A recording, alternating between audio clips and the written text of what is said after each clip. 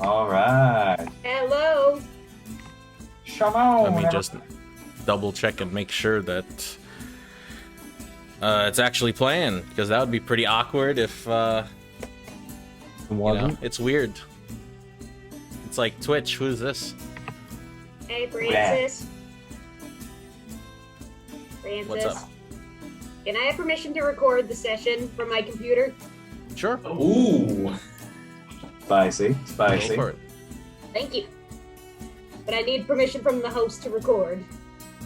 Oh, shoot. Why are you, In Zoom? why are you Yes. recording it, Maddie? For reasons. I would like to have a version of the audio without music, just to be able to segment it and possibly make it into other things. Research purposes. Do I have to record it on my end, or...? You just have to give her access. Yeah, it just says, please ask host to give you permission to record, so I would just have to record on my end. Oh, okay. Okay. I thought I have to give you permission, like, through Zoom. Well, Okay. yeah, you do. You have to go through Zoom you to give her do. permission.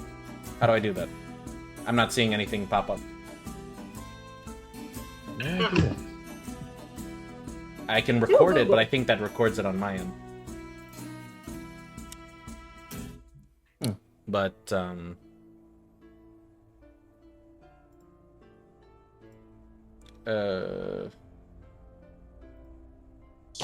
let me see. More. Click In participants. Zoom meeting, click participants. In the participant menu, navigate to the participant will be granted recording privileges and click more next to their name. Allowed Click to record. Perfect. Allowed Recording to in record. progress. Okay. Awesome. I got it. Wait, I don't like it being process? recorded. Goodbye. I do not consent to this. Well, deal with it. Fair. Anyways, let's start this off. Hello, YouTube, Twitch, wherever you're watching this. You probably noticed a few things. One, we're streaming on Twitch. Two, we have a brand new setup. We're still working on it. A little bit of a work in progress. But we're back. Campaign 3. And Woo! in case you are watching this on the YouTube VODs, we're streaming on Twitch every Monday at 8:30 p.m. Central Standard Time, and we are going to upload this clip directly to YouTube, hopefully the following day, and eventually, we're going to release an audio version of this podcast on Spotify. So, we're back on the podcast train, guys, so that's going to be super exciting. Whoop whoop. But here we are with a brand new campaign. So happy to get started. Feels so good to be back. Things. Let's let's jump into the game. So oh, for the record, since everybody knows this, we're starting the game. Everybody's level 5, brand new continent, and a few other things, but you'll figure that out as we go along. So let me switch up the music again, because forgive the delay, because let me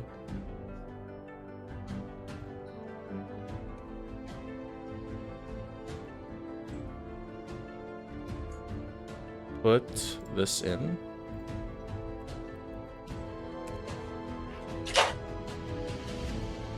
Boom.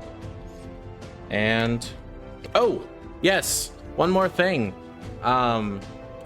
If you haven't already and you want to like send us like memes, send us new music, help me out with the stream, be sure to join our Discord server, because it's something that I want to grow this community platform on. So be sure to join it. It should be in the link of in the panels of our Twitch and in the description of the YouTube video. So be sure to check that out. Send us cursed images, specifically cursed images. Yes. And who knows, maybe we'll show up on stream one day. And without that out of the way, let us begin.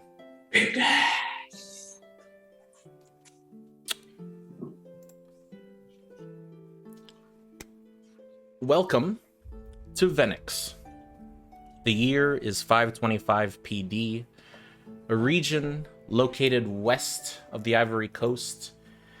The continent is separated by the cold mountain pass known as Dragon's Solitude.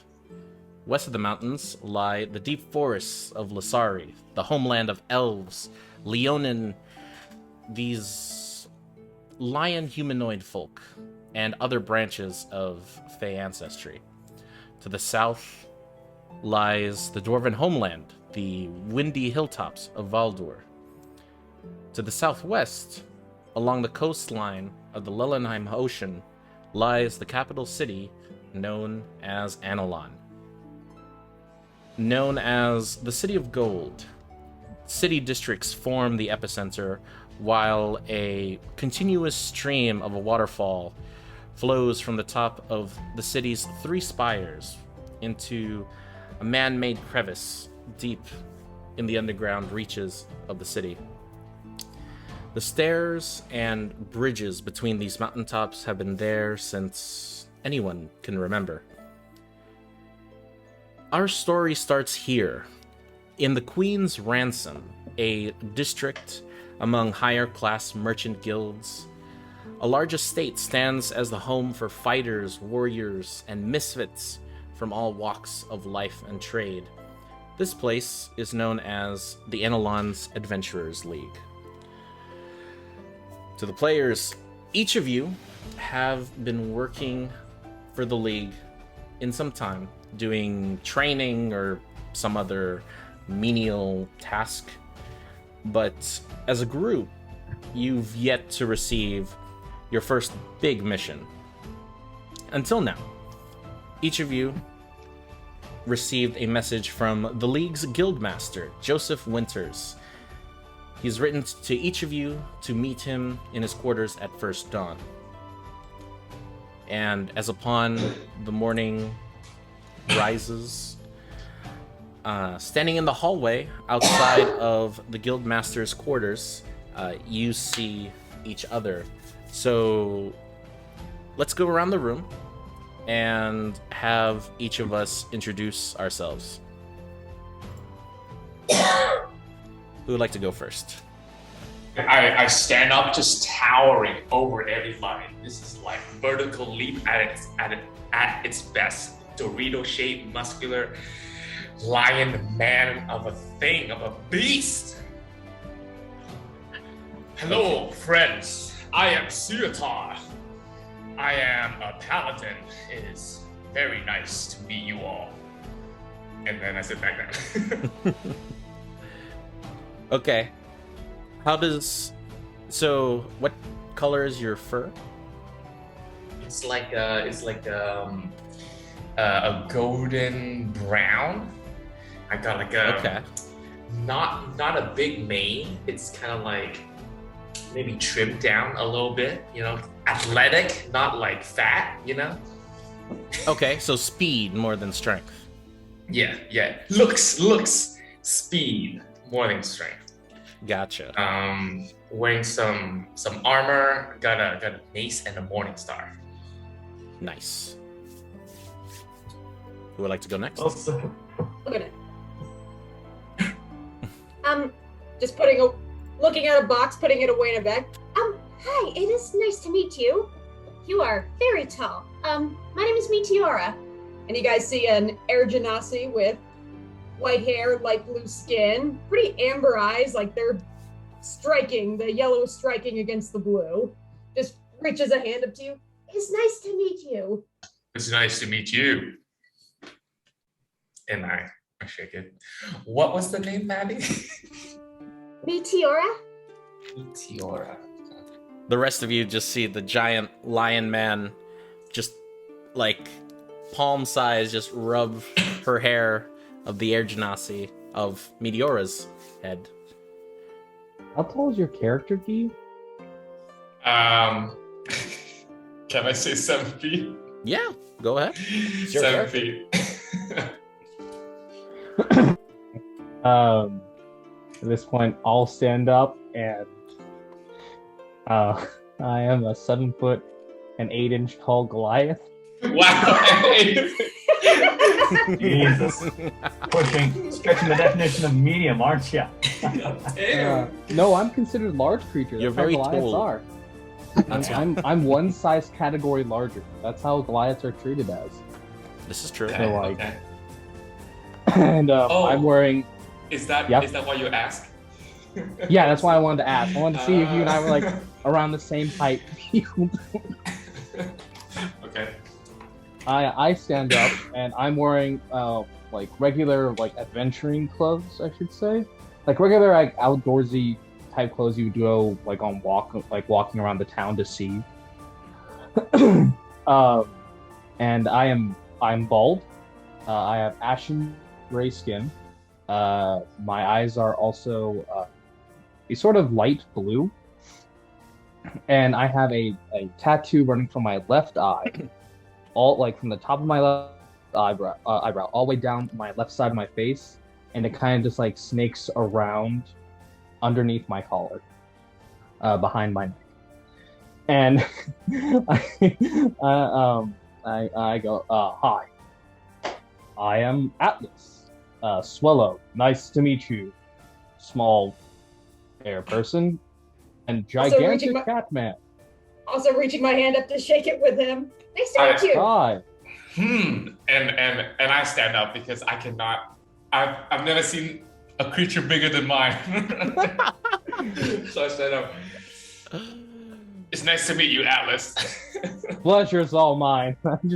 We do like the brother in arms handshake. We don't grab each other's hands. We just grab each other's arms, and we just like that. It's like that meme. You all see this like twinkle, like between their eyes, just of manliness, pure testosterone. Incredible fur, my friend. And then I sit back down. Also, I am 100% stacked. I am ripped. I didn't realize the two of you were so tall. I stand up and I'm about a little under 6 feet tall, half orc, wearing white and yellow chainmail armor with a simple mace at my side, bright whitish, somewhere between white and yellow, the eye color. And I go, I was kind of hoping I'd be the tallest one here. Not gonna lie. I know, I'm usually considered tall for my people. It's weird to be surrounded by this. And your name is? Ogrim. Pleasure to meet y'all. Ogrim! And I stand up back again. It's nice to meet you. And I extend my hand. Good to meet you, friend. And I just give you a slap. Hi guys. Oh God. And you see in a very dark brown cloak, wearing a mask that covers his eyes and his nose, a human appearing man, and he's about 5'2", or no, 5'6". Yes, 5'6". Very short. And he is currently just slouched against a wall, leaning against it.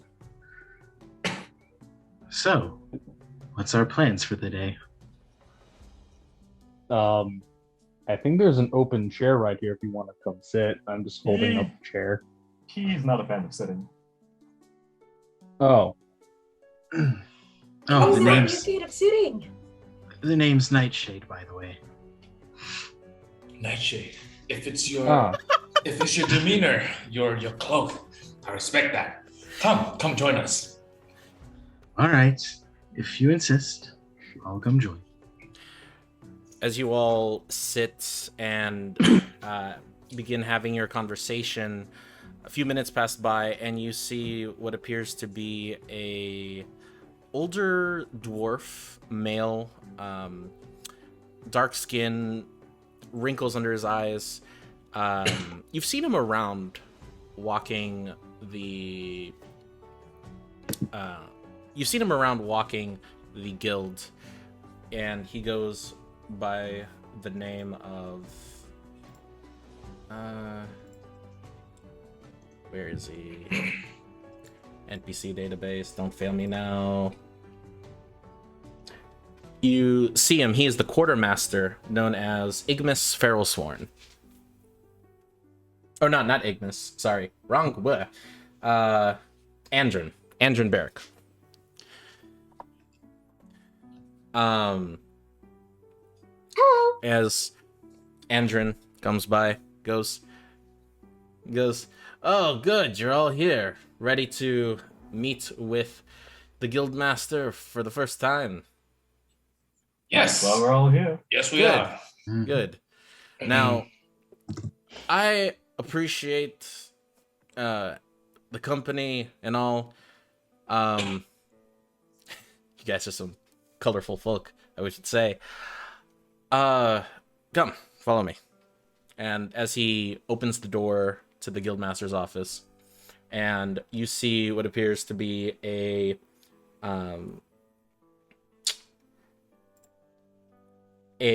human man, dark hair, early 30s, chiseled jaw. He's kind of he was writing something in this very thick ledger, but as you guys are coming in, he folds it up and stashes it away. Kind of has that like younger Aragorn vibes from Lord of the Ring, but like not like too young, but you get the idea. He goes, "Well, you guys, welcome. It's good to see all of you. I've gathered you all here today to complete. You've all been here for some time, each of you in different ways.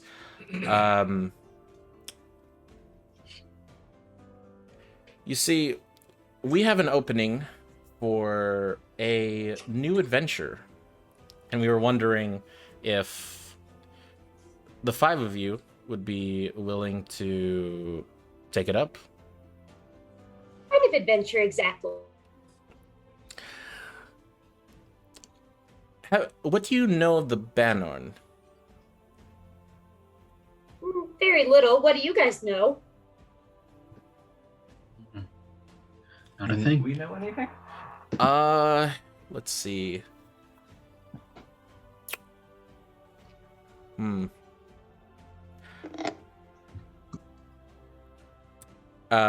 Sorry. Ooh, new characters. Who's this?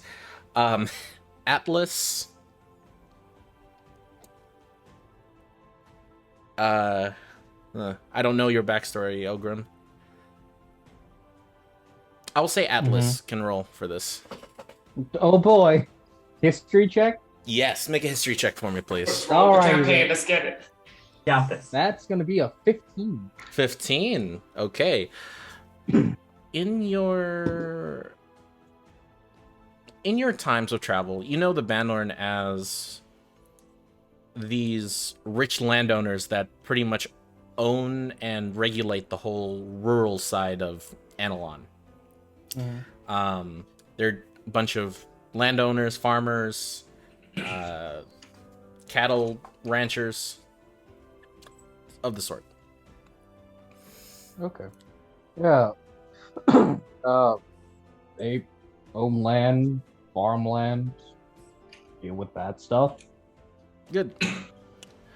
Well, we have a sudden, urgent request, and he shuffles through his papers and begins pulling out a contract, and he shows it to all of you. And the contract is signed by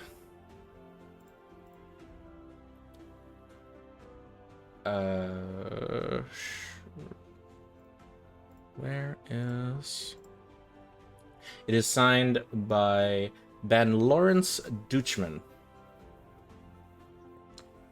And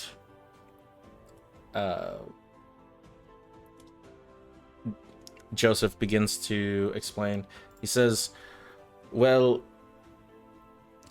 late last night we have received information that the Bannons, or Ben Lawrence's daughter, has gone missing in the small rural town of Welltown.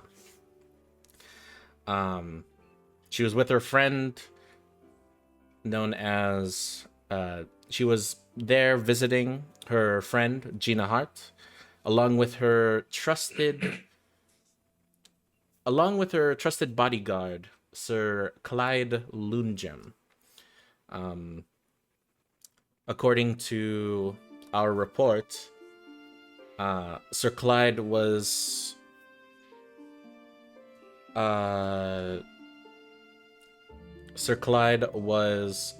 lending.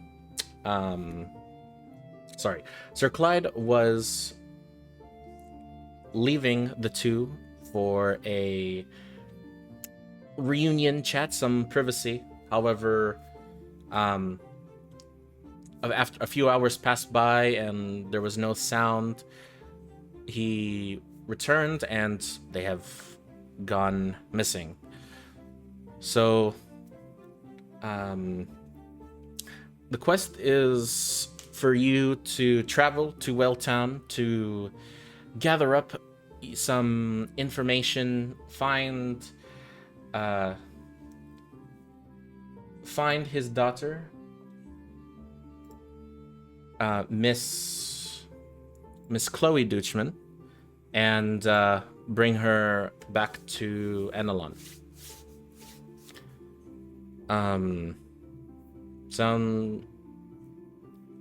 What do you guys think of that? Sounds easy enough. You? We must save this poor girl.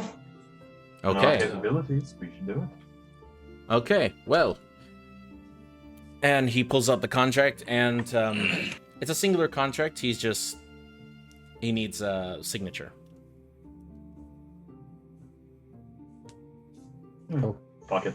I'll go up and I'll just sign my name or Yeah. group name or We can I need all each sign. of you to sign this contract, so for our records, knowing that this quest has been claimed and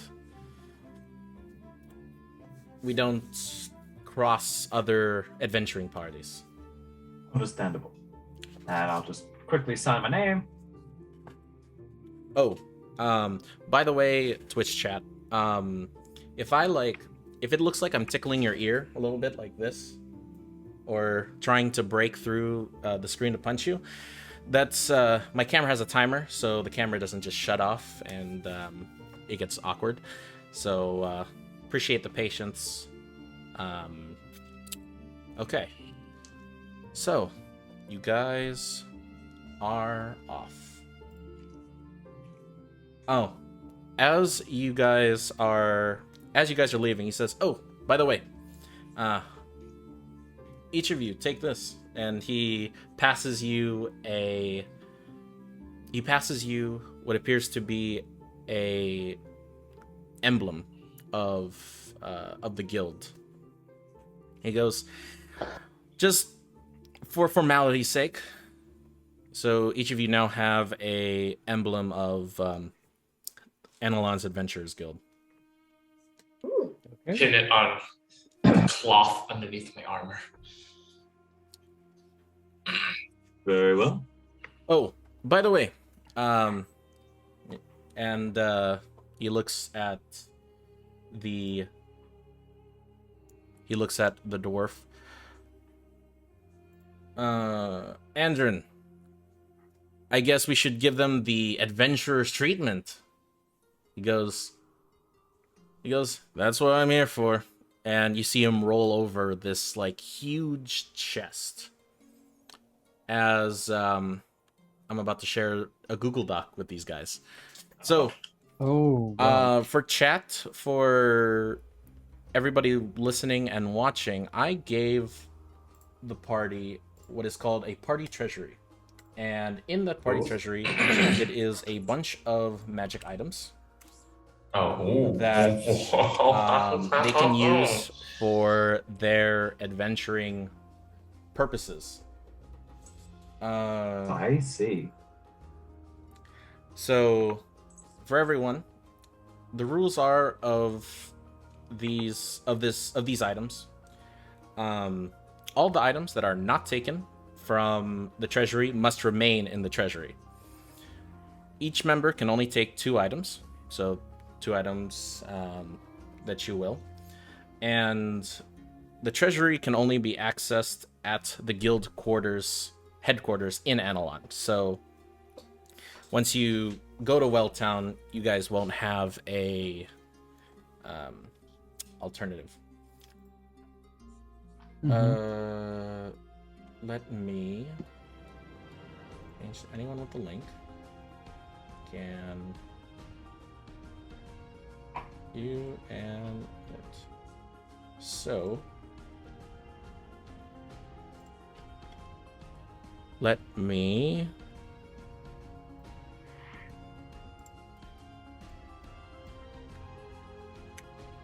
like I said, first hour you guys are just gonna figure out what you guys are gonna do. Yep. Let me.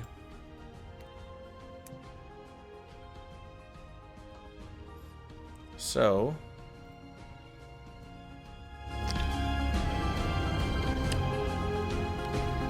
Oh god. That is a lot of items. Oh god. Fuck. Wow. Okay. So all match items are not taken from treasure. Each member can only take 2 items. Treasure can only be accessed to the guild headquarters. Some of these you recognize already. But hold on. Let me change the settings. Yeah, we're in the character creation process. Yeah.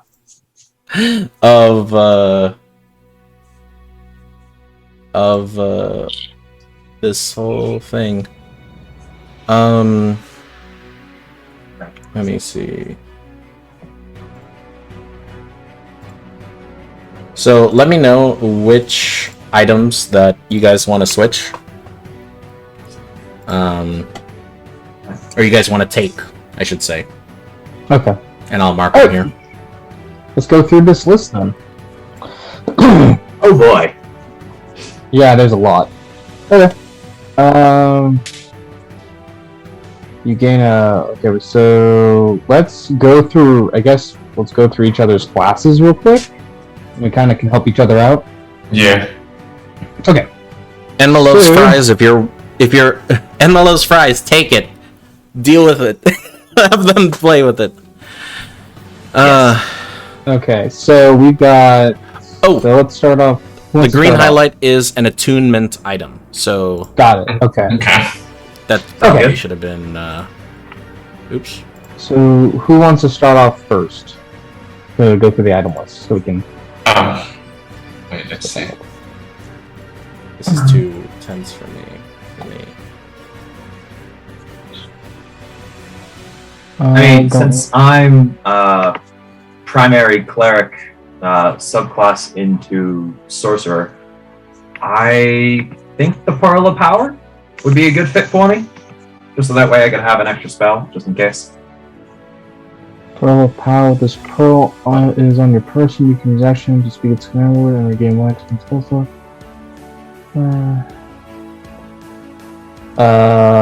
I've got no problem with that. Anyone else have a problem with that? No. Nope. Okay. Alright. Can I? So Pearl of Power has been taken by Michael. Okay. I'll mark that off. And Is this a forever thing? So you keep it until you lose it, or you want to put it back in the party treasury? I see. What if we lose it? It's just gone forever? Is there like a penalty? If you lose it, I would say that it's gone. then you don't lose. It won't just be accessible ever again. Okay. So, like, I don't know, you drop the Hat of Disguise in a pit of lava, yeah, it's gone. Yeah. Yep. Okay. All right. All right, so Michael has the pearl power. So now let's get your second item, quick, bud. Yeah, I'm Imagine we should go with like one attunement and then one one non-attunement. non-attunement. Yeah. Yeah. So we got a shield, a ring of swimming, a ring of water walking, the immovable rod, which is hilarious. Wand of magic detection, wand of magic missile, wand of secrets. Circle. Let's see. You know what? I think I'll go with the Periapt of Health. Since, if the healer gets sick, that's not good. So just in case we come across anything like that. Okay. I don't have a problem with you getting that. Anyone else? Go for it. No, that's good. Yeah. Alright then. Very out of health goes to Michael and Ogrim. That's gonna take a while. Okay. So next one. Who wants to go next? Can I go next? Okay. Alright, Maddie, what are you and what do you need? You're a druid, right? Yes. Okay. If it's all chill with everybody, I would like to go with the winged boots. Okay. So you get enough. Wait, but. Alright. I don't have a problem with you having the winged boots. You're a druid, which means you can turn into like an animal, can't you? Did not think about that. I am a Oh, dumb. wait, what kind of druid are you? Air Genasi. What circle are you? Circle of... What is it called again? I cannot remember.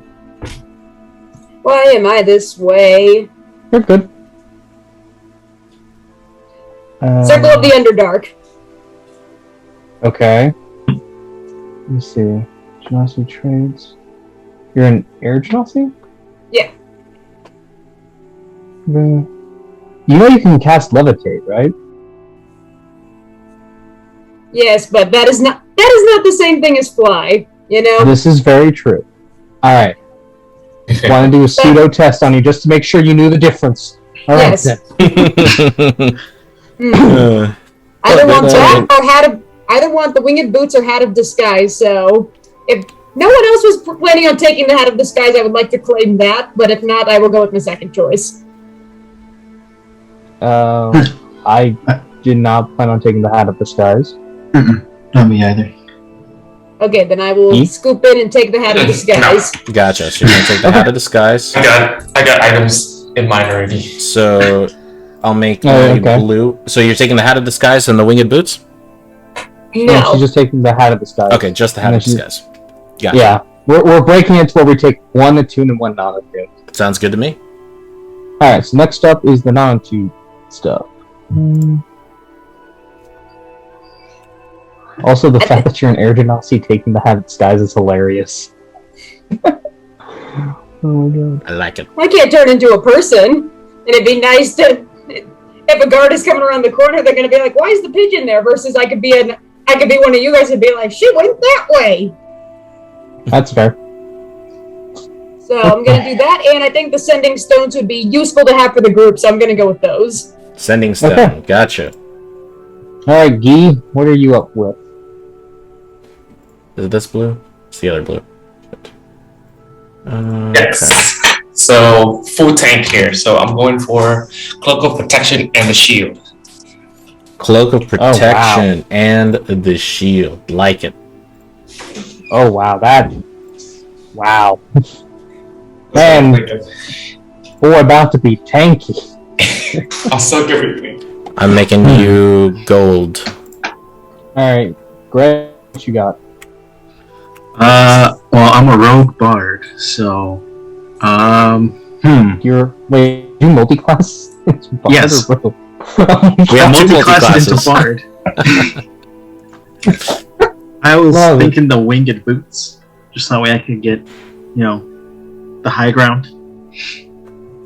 Okay. Because I'm also a soul knife, so I can throw my dagger 60 feet, no problem. Okay. Nice. I don't have a problem with him getting those. Not at all. No. No specifics. Sounds good. So you have the winged boots. You can add that to your inventory.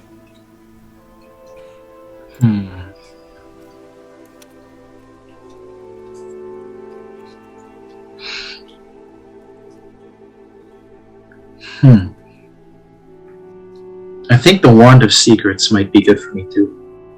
The Wand of Secrets. Wand of Secrets, wand of Secrets. Okay. Okay. Wand of Secrets goes to Nightshade. Yes. That All right. leaves Me. I will be you, Matt. taking the Parapet of Wound Closure because if anything has taught me in the last campaign, I have a tendency of getting hit like no one's business. Yep. And I want this character to live for as long as I want. The Parapet of Wound Closure. Gotcha. And, oh god. That was a... God. Reading all these things is irritating. Yeah, no. And I wish I could make it more readable, but it's okay.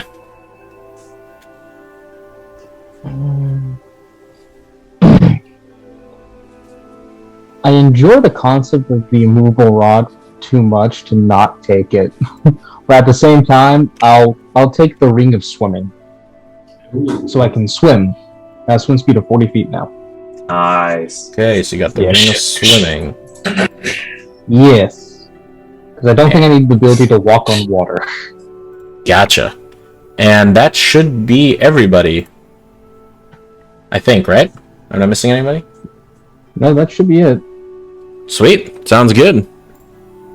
Me. Yes. Move myself over here. And you guys get into a carriage. It's a humble carriage, 2 horses, 2 seats, a 2-seater in the front, and a wagon, open wagon in the back. And you guys are off. So, where are you guys from? And this carriage carry, never mind. It's a big carriage. It's enough where most of you can fit in. Just Yes. That depends if the tall boys are lying down or. just awkwardly lying down. Mm-hmm. As you guys, sorry. What's the city we're in again? Is Analog. it Analon? Okay. Yeah. Oh, to answer your question, I was born and raised in a temple to the Storm Lord. Interesting. Now, it was interesting to be sure, but a little stifling sometimes. It's nice to be able to be out here where it's not the same hallways and the same people all day, every day. You know what I mean? I know what you mean. How about yourself? I'm from a place pretty far away. You probably never heard of it. Try me. Eros. You're right. I haven't heard of it. Nope.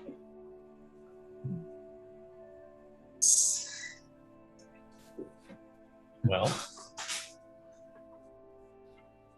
What about everyone else? Where's everybody else from? not too far from here. Down south from Avalon. Avalon, right? Yes. Analog. Analon. Think Analog. like analog TVs, but instead of a G, it's an N. Analog stick. Okay. Yeah. Or an analog stick, yeah. There you go. We have there I work under the guidance of a great Leona mentor. His name is Mufasa, and we worship Really? Quite a unique name. I have to.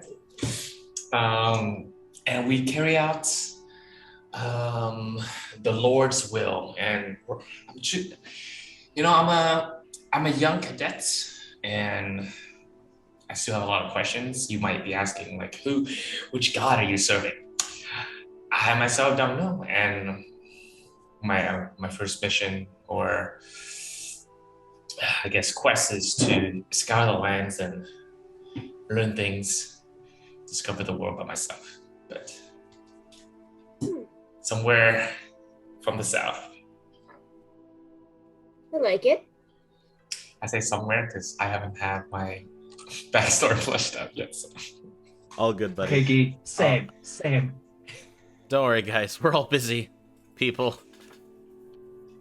We have lives. We have jobs in school. How about you, Nightshade? You pretty grim, mysterious. Just from the city.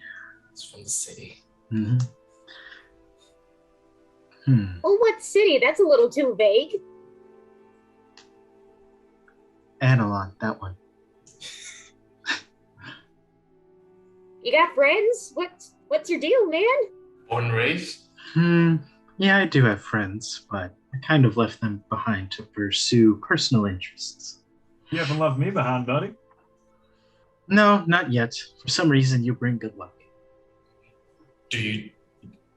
Are you two acquainted? Somewhat. Sort of. We're business partners turned casual friends. Yes. And due to recent events, we decided to join the game. Okay. How about you, Atlas? And I look down on the carriage because he's laying there. This is fair. I'm big. Well, Broad shoulders. Yeah, broad shoulders.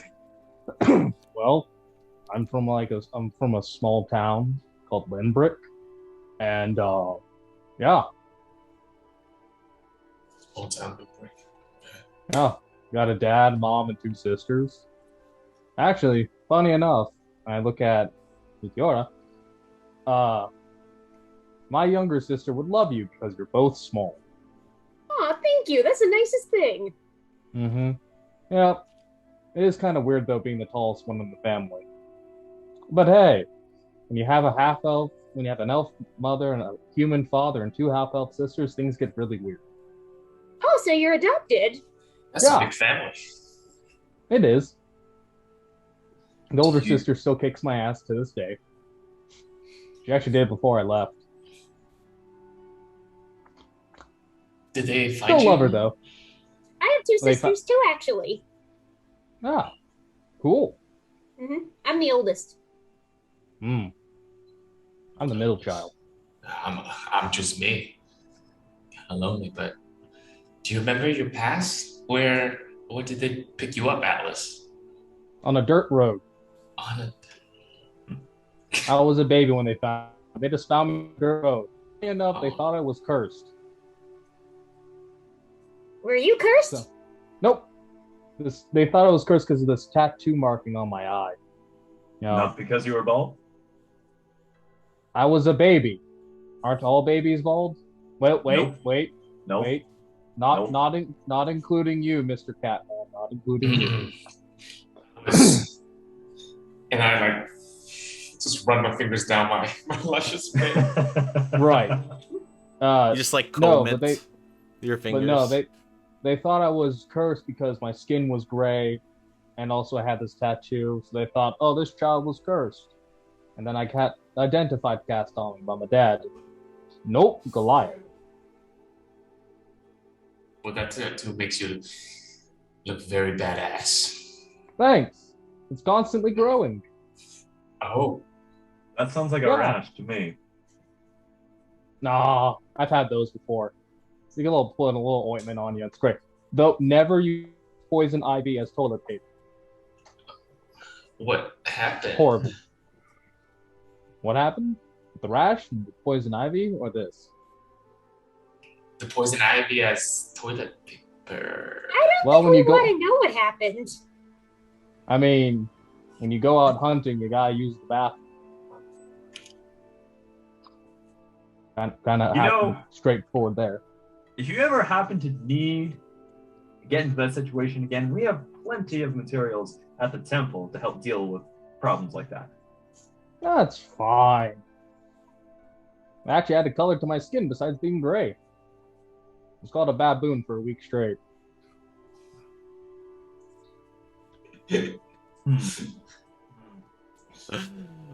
Anyways, though, Kind of that's me. bananas, not gonna lie. Yep. Hate those things. So, how long has everyone been a part of the guild? May's been getting to 2 years now. Seen a lot, but this is something new for me. I've always traveled alone, but I wanted to join. Hopefully, this can be a prolonged adventure because I've always Fair been. enough. Fair enough. How long has it been, Shade? I don't quite Oh, remember. about a month. A month or so. A little over, a little under. Depends Hard on to the keep track. day. Hard to keep track of the time sometimes. Agreed. And you? And I gesture to Meteora. Few months now. I'm surprised that he would let me go on a big mission like this, especially with more people after the incident. He? What, did you kill your whole party in a crazy rampage or something? I didn't kill anyone. Someone touched my stuff. I don't like it when people touch my stuff. And it did, for a little warning, I gave him a little stab. He got better. It was more of a warning stab than a stab. Oh You know my the difference. goodness. You stabbed the man? He touched my stuff. Don't like when people touch my stuff. That is true, but Hmm. I feel like you could have talked to him, you know. If Not everything is a result of violence. he was on his, to be clear, he was on his third warning and he was a cleric. He healed himself in 2 seconds. We made up. But he never touched my stuff ever again, so we good. I guess. The person that was warned 3 times. Okay. I see. That's fair. The second time, then he's just being stupid after that. You know, it's like whatever that game is with the bats that everyone plays. 3 strikes and you're out. What's that game called? It'll come to me. Baseball. And what about you, Atlas? How long have you been with the guild? Not long. I've been doing some menial tasks, helping some old people move stuff, given my great height. And, helping kids get out of trees, cats get into trees. No, wait, opposite. And yeah, occasionally lifting up people and throwing them. Mainly rude people. Mainly rude people going after nice people. You know, the standard. Sounds like fun. It is. Especially when you punch them into another room. Well, what are everyone's reasons for joining? I joined because I wanted to explore the world. Is that kind of like the same for everybody? Yeah. Money? Kind of similar. I just wanted to go on an adventure. Parents I'm always bored. said I've it got was nothing cool. to do. I'm looking for an artifact. Personal reasons? Personal interests? Okay. No, not, well, yes and no. Personal, it's a goal of mine to get this artifact, but it's also business because it's an artifact that was stolen from the temple that I came from long before I was born. But I would like to try and find it and bring it back. What kind of artifact is it, if we're allowed to know? It was Yeah. DM, how good are these guys at keeping secrets? Just at a glance. If you want to make an insight check. Sure. Nice. 26.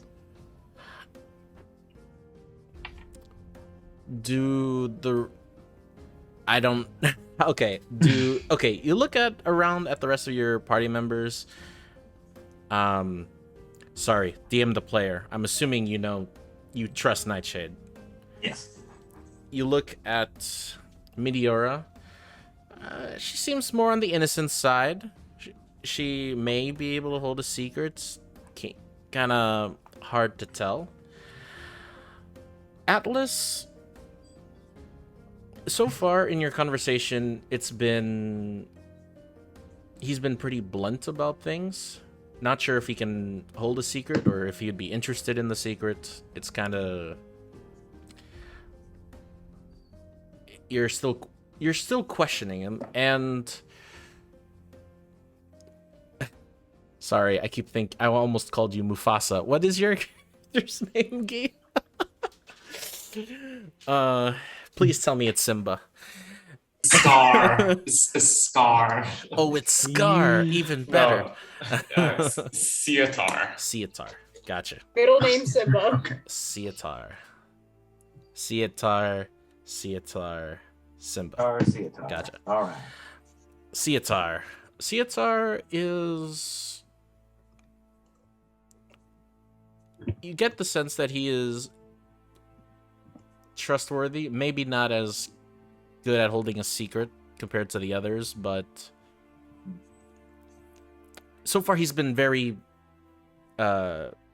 boastful, like big personality.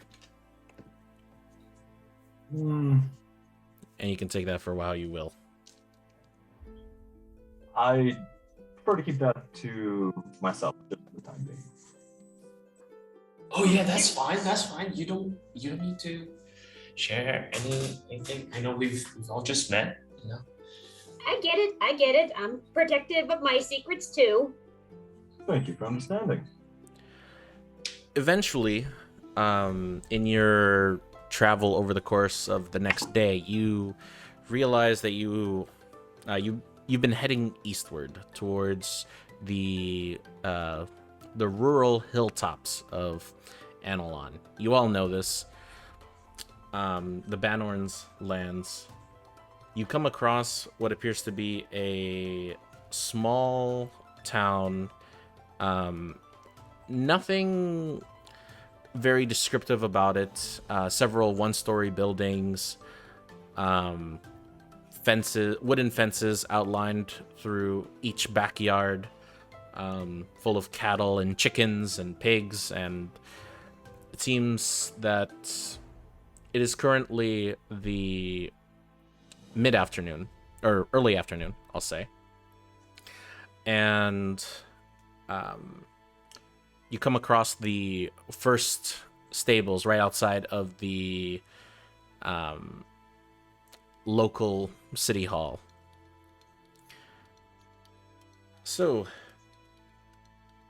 what would you guys like to do? Sorry. As you guys dock your wagon for the day, you see what appears to be an older figure, human. He is wearing a priest's robes with a symbol of the moon, of deity confusion, a holy symbol of the sun for Paylor, that you recognize Ogrim, and he sees all of you arrive and approaches you. He goes, "Hey,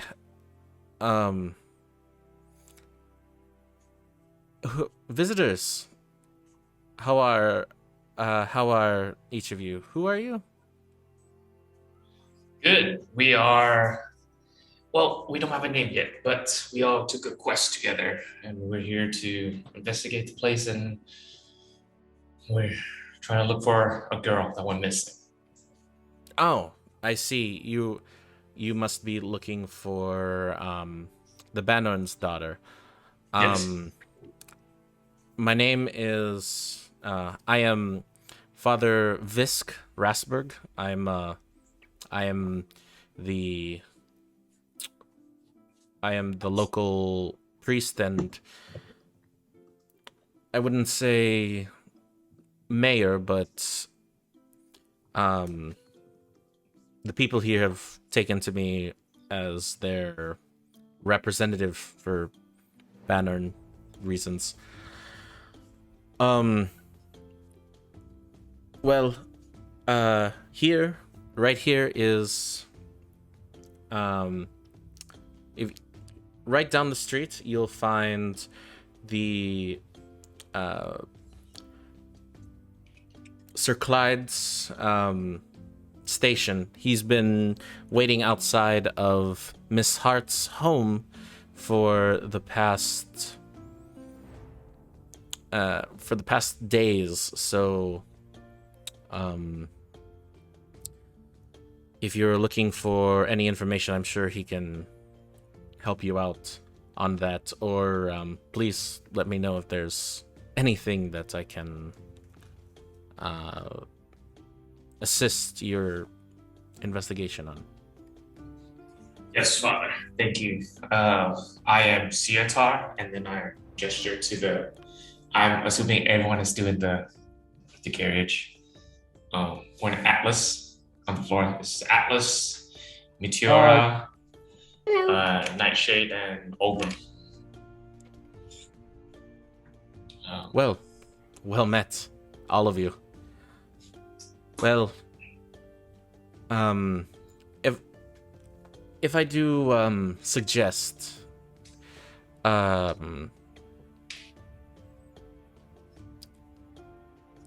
have a feeling that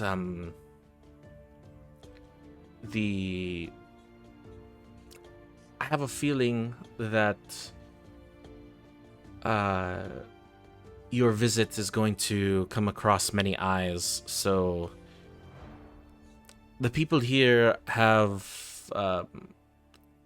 are very wary of outsiders and visitors. So preferably, if we can make it discreet and before we have some sort of homeland skirmish, if you so. But I should probably go to my sermons. Please let me know if you need anything. Of course, Father. Where can we, if we do have need help, where can we find you? There is a church that is, and he points to the northwestern side of the village. He goes, I have a church outside of the village, and I will usually be there if you need me.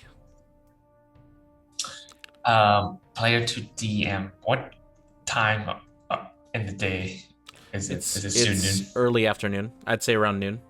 Okay. Okay, Father. And this is like a small town? Player to DM? Yes, it is a small town. Yeah, okay. It's like a rural, like, forestry Forest town. Street? Yeah. Okay. Francis, we played D&D for escapism. Why are we back in Lubbock? It's not Lubbock. It's like It's Amarillo? Legoland. it's It's Midland. it's It's Midland. Midland. It's Oh god, yeah. that's worse. It's worse. Oh, fuck. It's Midland without the Odessa. Yes, and the highways and the cars. I'm scanning around to see if there's like a small tavern. Is there a place should we need to stay the nights that we can potentially check in, Father? Well, I'm not sure if they have rooms specifically, but there's a tavern, yeah, and he like points like right next to the stables, the building next to the stables. Well, right here is the Red Willow Tavern. If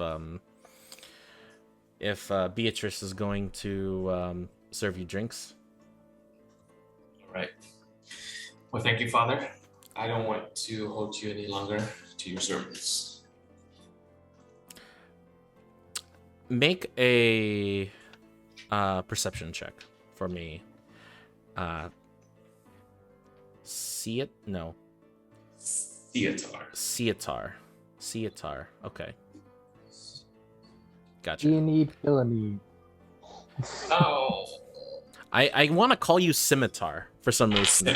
Scimitar. Yeah, like the weapon scimitar. But yes, Seatar. Let's see. You said perception? Yes, sir.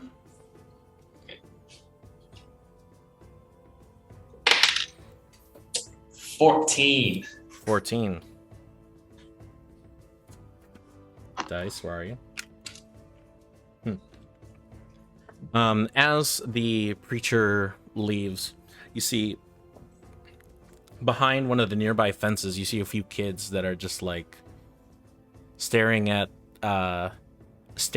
you, amazed at like how colorful your group is. And then as you see him, he just like ducks back. See, there are eyes on us. Not in a bad way, but I see some kids over there looking. Seems that we're going to be drawing a lot of attention to our group, so... Y'all are a pretty eccentric bunch, so that makes sense to me.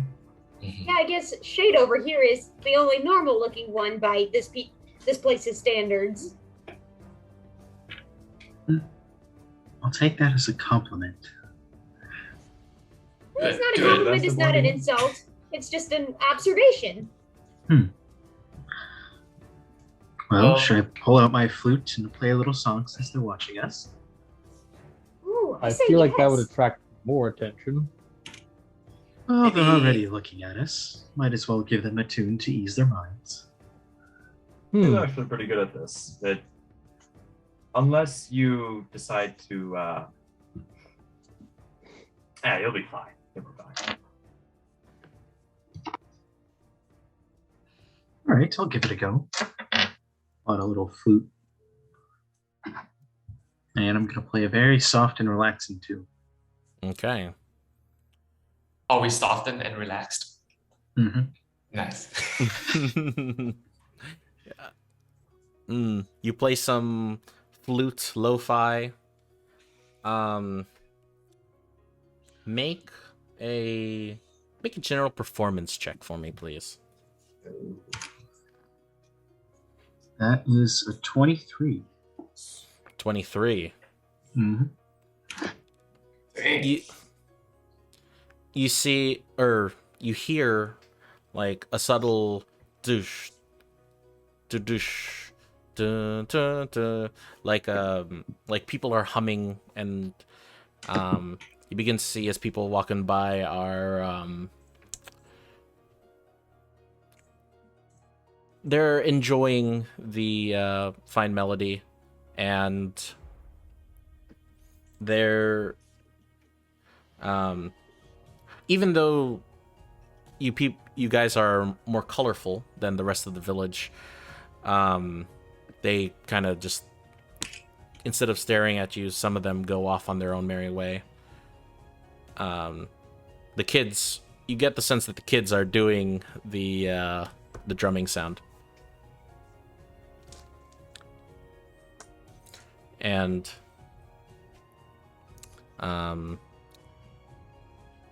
a few of the kids you see two halfling kids, two boys, begin to not hide anymore. Are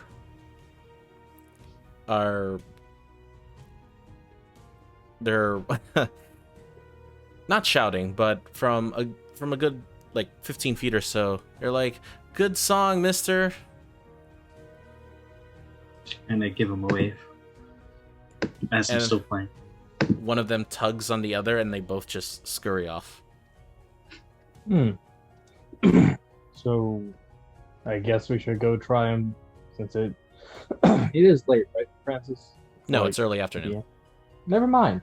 Well, shall we start investigating? Yeah. Let's talk to Sir Clyde first, since, he was kind of there, but not there. Okay. Where's this guy at? By Miss Hart's place.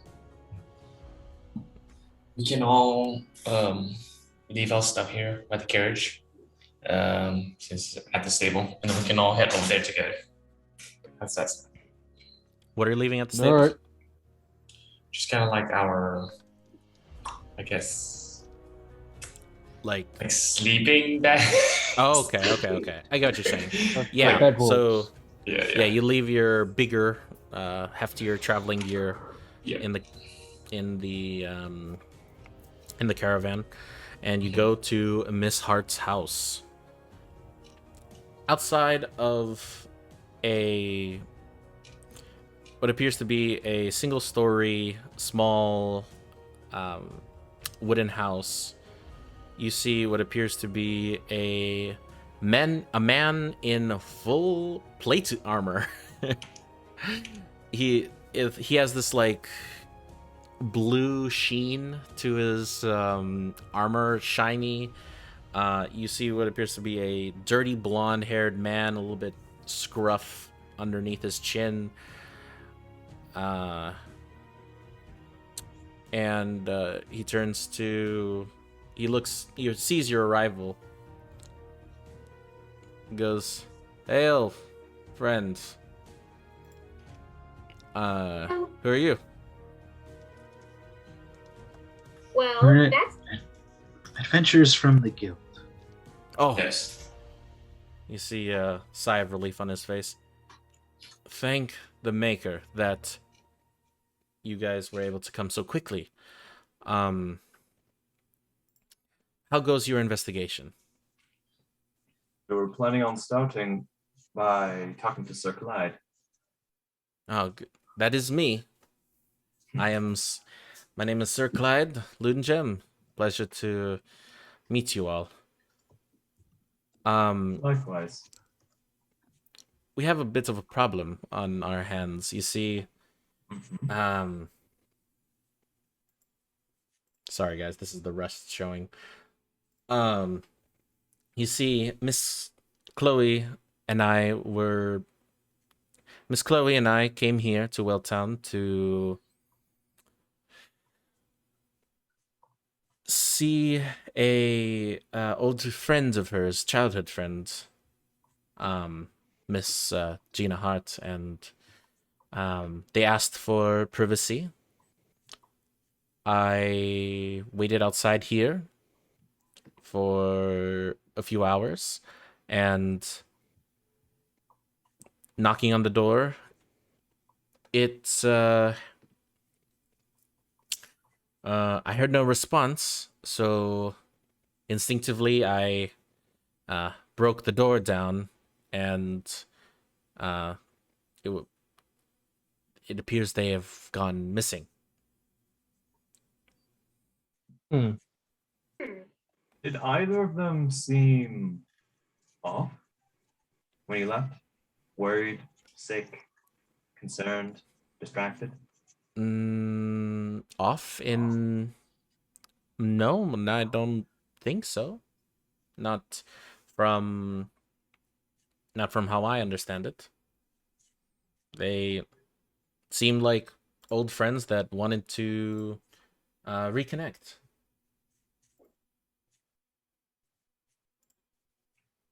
Are we allowed to investigate the house? if Please. need be, or is that off limits? Go ahead.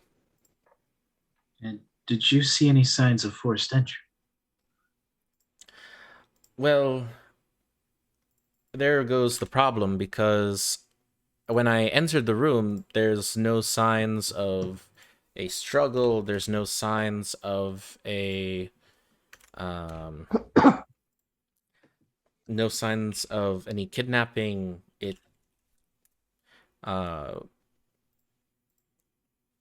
They just went poof. They just disappeared, and I suspect that this might be the sorts of some magical teleportation, but I'm afraid that is outside of my realm of expertise.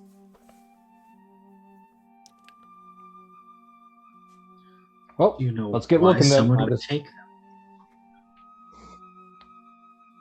Sorry, continue. Nightshade. Is there any reason why they would be taken? Well, he leans forward and to whisper to all of you. The people here aren't very keen with Lord Lawrence, with Ben Lawrence. He is unfortunately some of the long-time members of Willtown were sent to the city for reassignment, and the people here have been upset with him amongst many other reasons. And would they stoop down to kidnapping? Well, that could cause some sort of riot, if you know what I mean. Were any of those disgruntled former employees practitioners of magic? None that I know, but they're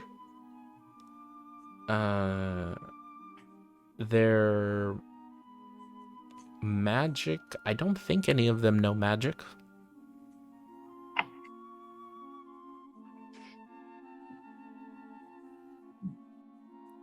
So these people are not fond of the Outsiders. outsiders, I see. Okay, well, How truthful has this guy been with us so far? Make an insight check. 25. 25. You get the sense he's being truthful. You don't sense any ill intent. Alright. Well, I should just you should go ahead with your investigation.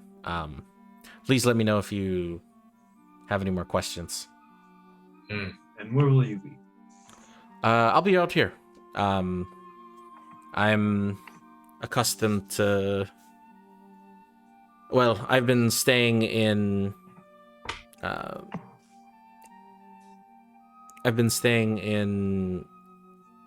here since they left, hoping that they would come back if they ran off somewhere, but I'm afraid that that grows worrisome over the day. But I'll be standing outside. And as you all right. enter the room, you're pretty much greeted to a small, kind of like one of those single room apartments. You enter, and then there's the small living room. You see a few cots or a few couches over a small little coffee table next to a fireplace. Kitchen in the back, and a small a door to your left that goes into the bedroom.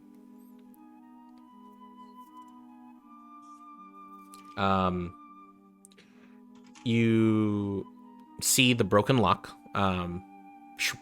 like parts of the door that was broken off. The window in the back is open. And you can see all sorts of, like, books, papers. It has this sort of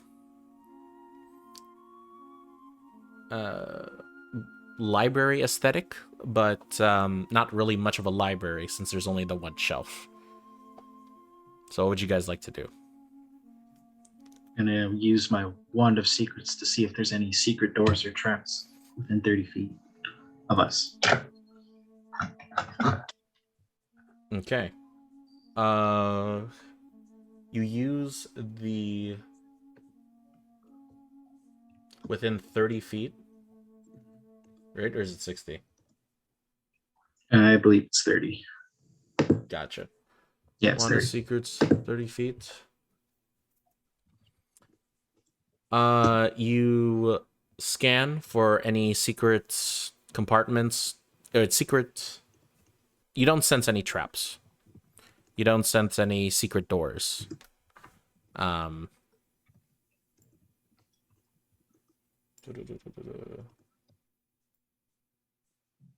Yeah, Does anyone here there are have no any- secret doors and no secret traps.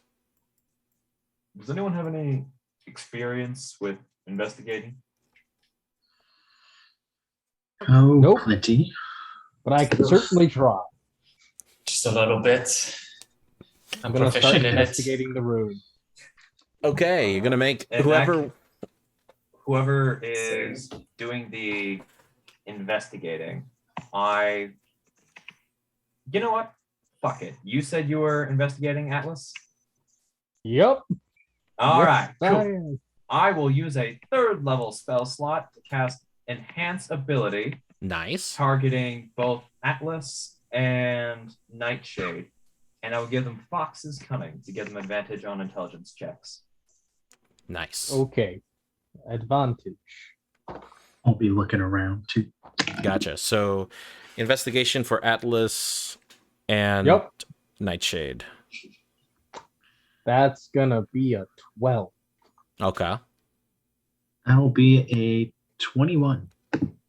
Okay. The 12. You look around, Atlas. You see the window, and you say, "Why is this window open?" And you walk over there, and you instinctively close it.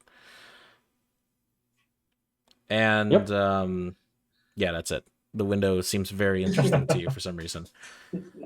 Nightshade, you investigate the bedroom, and you see underneath the bed appears to be a journal of some sorts, and it dates to a few days ago, where Gina is very,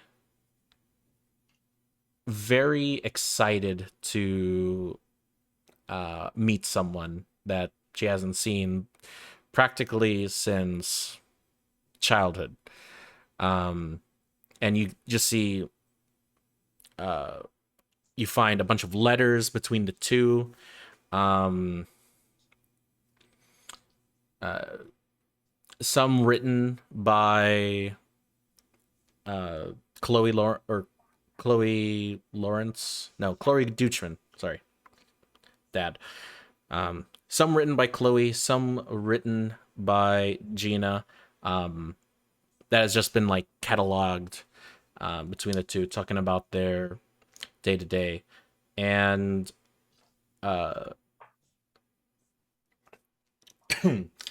reading them, Chloe seems to be very want to say not disheartened, but like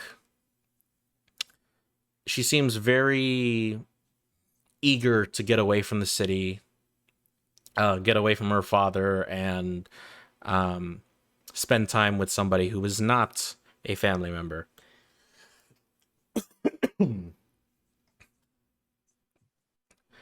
I get the sense that she had the desire to try to sneak off.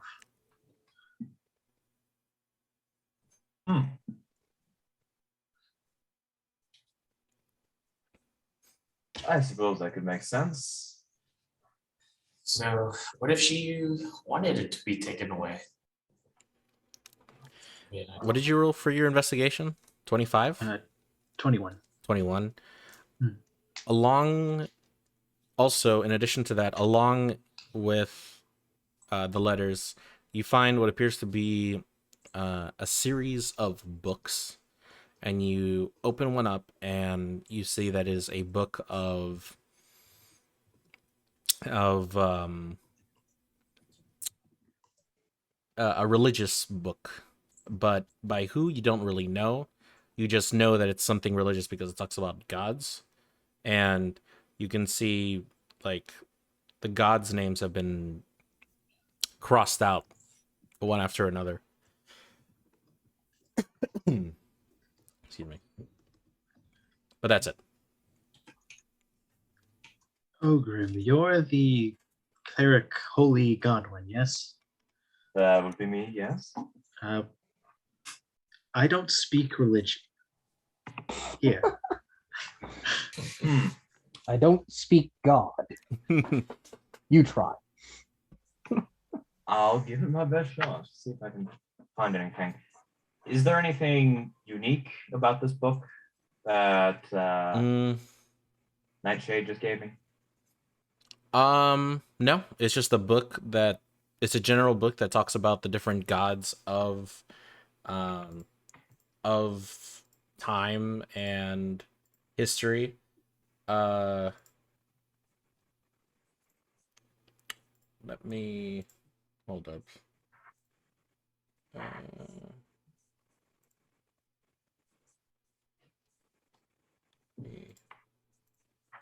Let's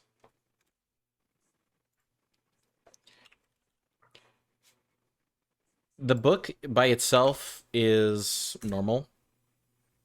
You don't there's nothing particular about the book. It's just that names of different gods has been crossed out. Interesting. What god do you worship? Cord, the Stormlord. Cord's name has been... You look and you see Cord's name has been crossed out as well.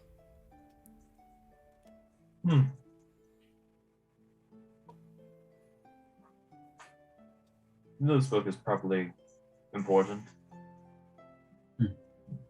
For whatever reason, Cord's name has been blacked out. I'm not entirely sure why. Perhaps it's like picking out an outfit, crossing out the names of gods you don't want to worship. Maybe. No habla theology. Out of curiosity, DM, yes. The gods' names that aren't crossed off, would I know the locations of which that they're worshipped in? No.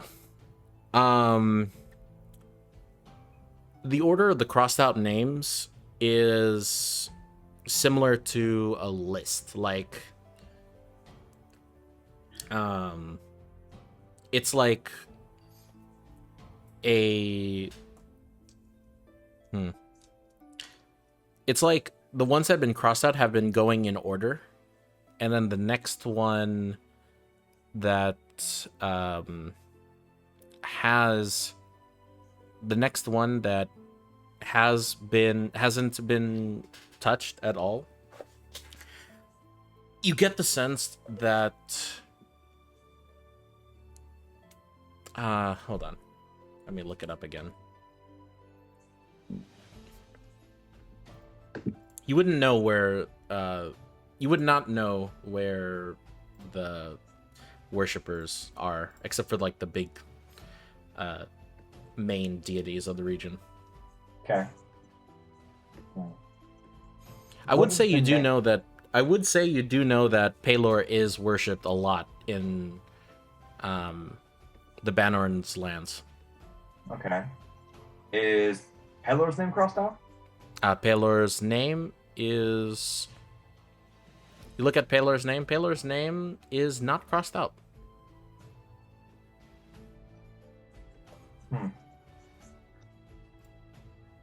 So is it a whole bunch of crossed out names and then Pelor, or is Pelor just somewhere in the middle of the whole thing? It's like crossed out, Pelor, and then like 10 other names that have been crossed out. And then Is it the only name that isn't crossed out? No. The next name that hasn't been crossed out is a name you're not really familiar with, but it is Malar. And then it's Malar, and then Leviatar, and then a few other names, and then those haven't been touched.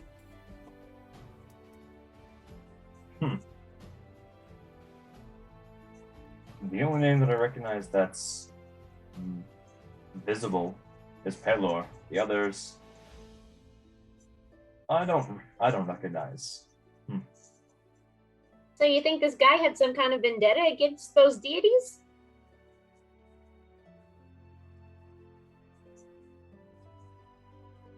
It's possible. Either that, or if Chloe was indeed trying to run away, maybe they were trying to figure out a deity to go to that is far away from home. Or if that's the case, why is Pelor still free and visible?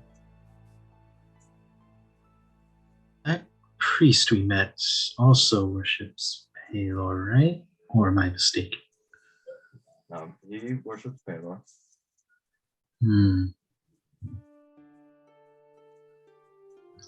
Pelor's the only one that's not crossed out. Everything else crossed out. And the priest worships Pelor. It's a bit of a stretch. So we could press him for answers.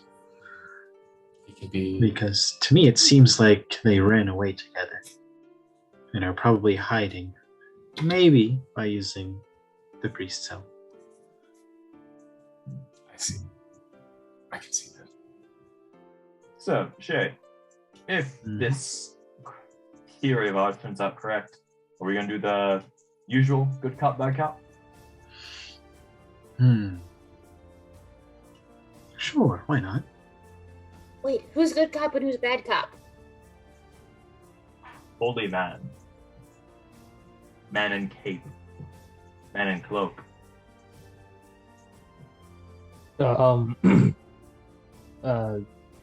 He also has a cloak. I'm pointing to Key's character. So, which one of the two? I can also be a good cop. Yeah. Trying to find the truth in everything. Right? I feel like you and I could pull it off if we work together on this. You just go in strong and heavy and be nice, and I come raging in, throwing a table at them. I think it'll work. That could work. Right, then let's go do this good cop, bad cop thing. Let's go. Well, first we gotta find them. Meteora says as she's like taking the lid off of a jar from the kitchen and looking inside of it. Nothing. This is true. Yes. Opens up another jar. Nope. Nothing in that one either. Unless somebody shrunk them to the size of a cookie, I don't think they're going to be in any of the containers. This is true. Right. She says, picking up another jar, looking in it. Are you looking for cookies? No. But I wouldn't be opposed to finding them.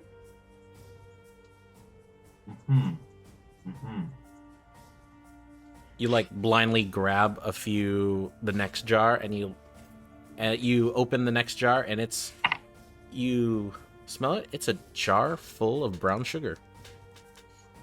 Delightful. Don't think we need to check all of the jars. They're not going to be in them. You're right. Ciotar, here, let's lift up this bed. Y'all look underneath it. That's where I would want to hide. I I'll check the already cabinet. checked under the bed. Oh, you I'll check did? the cabinets and the teapot next. That's where I found the diary and the letters. No. Drop the bed. Perfect. Well, Don't need to check all the small things. Why You don't we don't go? know. Why don't we Question. go back to tavern? Talk to Father Visk. Well, he'll be at his church on Right, the outskirts of the village. Mixed in Clyde up. He's in the sir. are we considering small things in comparison to y'all's size or me and Ciotar's size? Our size? Because Gotcha. a person the size of me would not fit inside of a jar or a teapot. This is true. It could be a magic thing. You don't know. Nevin.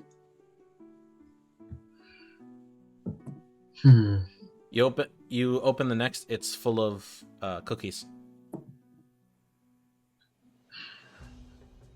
They're not in here, but there's cookies. And Let's go talk to when they this come guy back, then. there Come will on. be the same amount of cookies. Let's go talk to the father. I Big walk Red, out you- the door. Wait, Francis, real quick. Mhm. Are the cookies fresh or are they stale? How long do these cookies look like they have been in the jar? What's their shelf life? What's the cookie lore, Francis? What is the lore of these cookies? I need to know. What's their backstory? Are they Chips Ahoy? Were they in How were they made? What kind of cookies are they? Was it a sweatshop? Are they chocolate chip or are they snickerdoodle? I need to know these questions. Don't tell and me they're only a answers. raisin. By the way, for anyone who's watching this for the first time, this is not standard shenanigans. Oh no, this is standard shenanigans. When we I'm used to play trying to in lie, person, damn it. back in the So, olden days yeah, when we used to they're- play in person, we had there's- 8 cookies every session. They are still good. They are schnickerdoodle. And you look at the bottom, there is a very crumbly, delicious looking chocolate chip. Don't take it, don't take it. Well, we know that they've been gone for a few days. Do they look a few days old, right? Like at most. It doesn't look like someone has restocked this thing with fresh cookies in the time since they've been gone. It looks like a few days old. How long did they say they've been gone again? Like 2-3 days? Okay, that checks out. And I put the lid back on. Okay. I'll be back, I promise. Whispering to the cookies, setting the jar back. I was thinking The of I walked out the door. the last jar, you look in the cabinet, which is odd, is you see a jar full of coins. Odd, if they were leaving on their own volition, why wouldn't they take money with them? Maybe they didn't need the money or want the money. In any case, we shouldn't let it go to waste. Nope. This is a crime scene. If I can't eat cookies from a crime scene, you can't take money from a crime scene. You can eat the cookies. I don't mind. No! I How thought do about you it for know? a second, but no. For all we know, they could be dead. We're repurposing their items. Well, can we repurpose their items afterwards? For all you know, these could be important. It's in his will or something. Anything suspicious about the coins? You count the gold, it is roughly 30 gold pieces. Like in total. But there's a combination of copper, silver, and 1 or 2 gold pieces. You get the sense that this has been saved over a very long period of time. That's quite a bit of money to leave behind if they left on their own volition.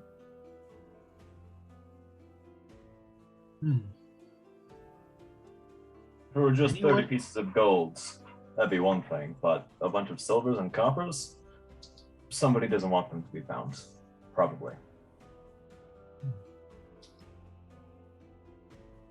Anyone could take them. No one is going to take them. Now, remember what remember what we discussed? These aren't people who deserve to be robbed. If we find out later that they're terrible people, then yes, you can take them on. Until then, leave it. All right, fair enough. You can leave the money. Okay, so as you guys leave, Sir Clyde goes, so, did you figure out how did they leave? They probably went out the window. The window was open. They went out the window. Huh. Hmm. Could have Was sworn the there window open when you first broke in?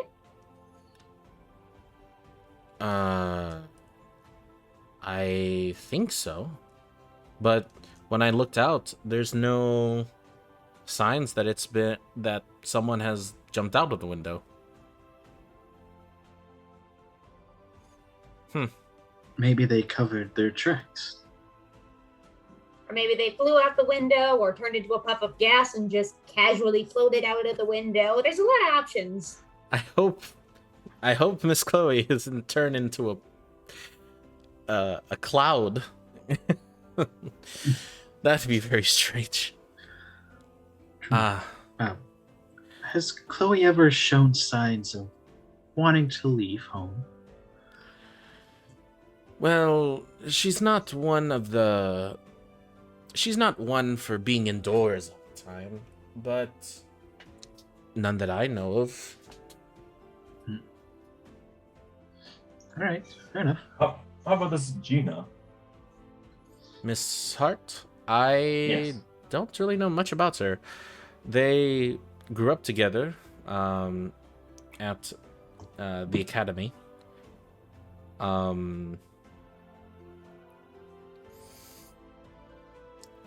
Befriended each other for many years, and I'm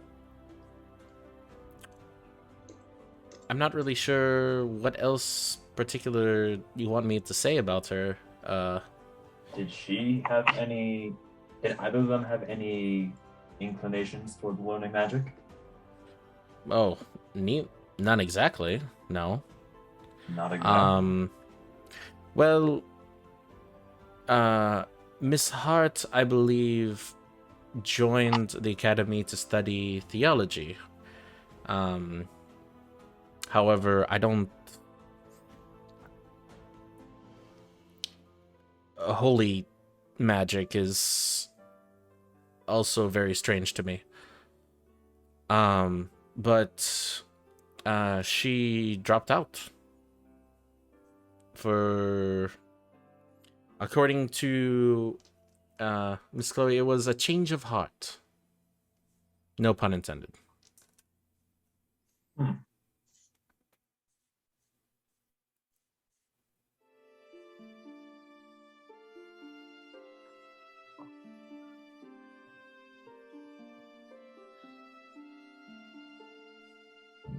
All right. Well, we just realized we had a few more questions while we were inside the house to ask Father Visk. So we'll be heading up to speak with him. I'm sure no problem. I think, was it at 2:00? He might be in the middle of his sermon right now, but you can definitely go check it out. He's just up the hill. We're just outside of town. We'll make sure to stop by. I guess applied. Okay, well, good luck. I'll stay here if you need me. So as you guys... oh, you wanted to ask him something? No. Oh, okay. As you go up the hill, you see a small crowd. It appears that this sermon is outside.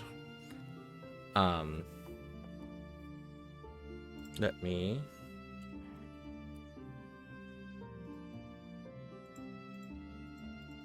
Come on. As you see what appears to be two men in two villagers carrying what appears to be a goat upside down on what appears to be a long piece of wood that have been that it's been like tied to, and you just see the goat go bah! In your direction. It looks at you and then like looks like shaken, and then one of the men go, "Ugh, don't worry, it'll be over soon enough." And then he like lifts it on his back and then continues going. As you pass him, like because video game PCs are much faster than villager NPCs, because that's how logic works. As you pass them and you go up the stairs, you see what appears to be a crowd that has formed, and you see several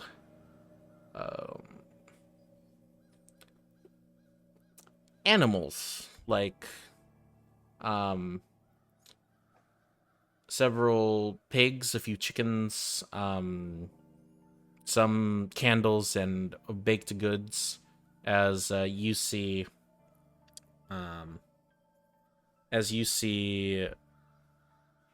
Father Visk begin to,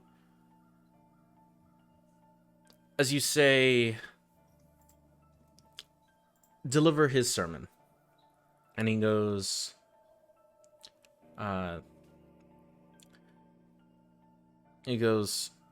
"Citizens of Whaletown, our crops have been, our farmlands have been struggling for a while now. However, in recent events, we have been granted graces by Paylor to sorry, he's giving a sermon. This is Francis just sucking at improv.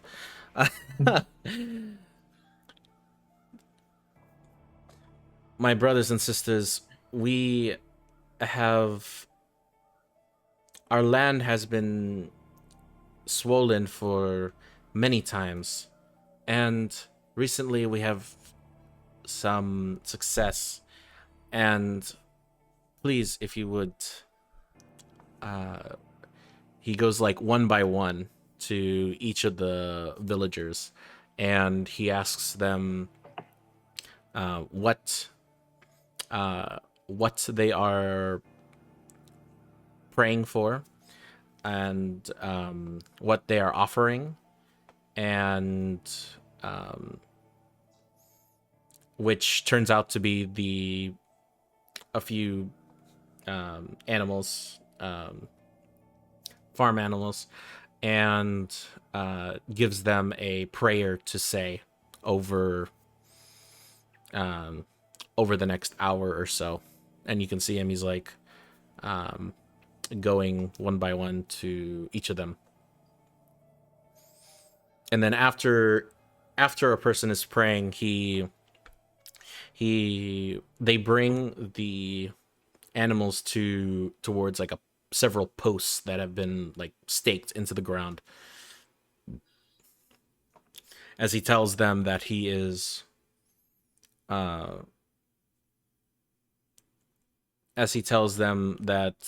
he will make the offering complete. And are you just watching the whole? So they're getting animals ready to sacrifice? Yes, for the most, or offering them. Not, you don't know if it's the sacrifice, but you can see an exchange happening. Them giving animals to the priest. Does the church look open? Like there's nobody in it? The church looks open, yeah. But you can see that because of the animals and everything, it's done outside. I'm gonna try to sneak over to the church. Okay. Make Well, first, Okay. let me give you a bit of a boost. I'll do a second level enhance ability and give you, I believe it's Cat's Grace. Yeah, Cat's Grace. You get advantage on dex checks. Sounds good. Make a stealth check for me, please. Is there anything else you guys would like to do, or you guys are waiting for the ceremony to end? I'm just trying to get a gist of how Father Vic operates, how the people are taking it, if this is strange or unusual, or if it's just par for the course. Okay. I will say by looking at it, you can see that this is normal for them. You don't sense you sense stress, but it's more of the prayers that the villagers are asking for. Besides that, Visk is very, well, not meticulous, but more of he's more, you can see he's very graceful in his movement and his posture, and you've been around priests and bishops and clerics of the clergy that have a similar presence to them. Ah, yes. So he's experienced. Yeah, he's been doing this for, people watching. That's why that it just happened. That took too long to get to, but okay, carry on. All good. Atlas Meteora, Ciatar. You guys just waiting? Just vibing. Gotcha. I'm gonna wait enjoying for the the- sermon respectfully. Yeah. Cool. So, what did you roll for your stealth? 23. 23. Okay. You feel confident. You feel that nobody has seen you, and you wrap around into the church, and you step inside. It is dark. There's no candlelight in here. There's several stained glass windows that just peer in, but it's an old church with a altar to Paylor in the back. What would you like to do?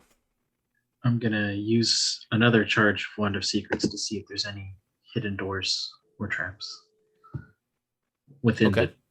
within 30 feet of the church's center area. Within 30 feet of... Okay. 30 feet doesn't reach the walls. I would say it would reach probably from there to the entrance and just like before the altar. So just so you have a better visual representation. I'll go And- back towards the altar Okay. because that's where I think it would be. You go towards the altar. You cast... actually...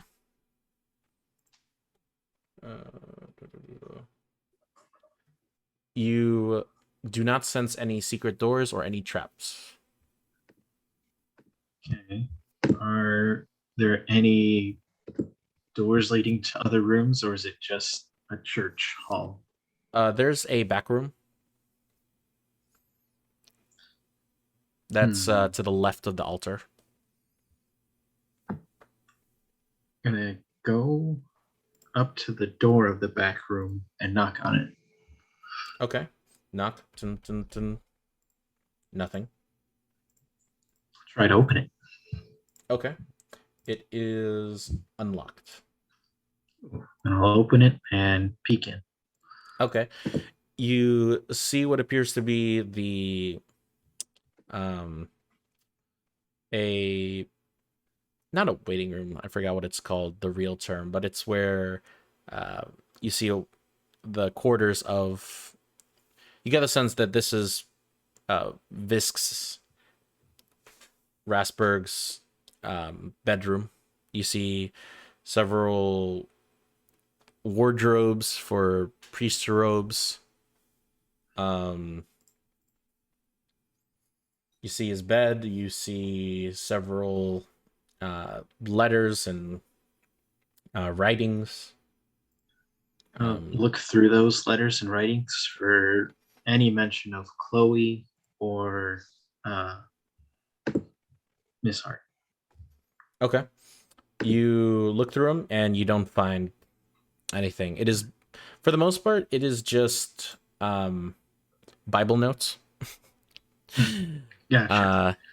And letters for letters to other clergies. Yeah.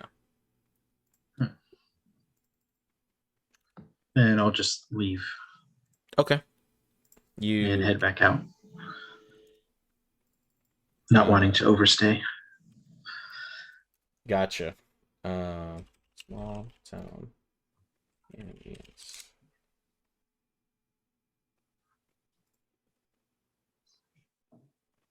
We'll do this.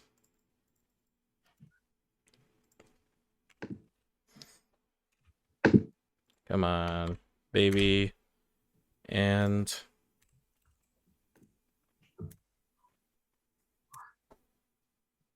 boom.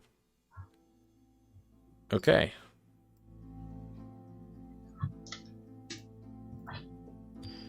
So the rest of you, as Nightshade is doing this, Father Visk finishes his ceremony and dismisses the villagers to go back to the village. He begins bringing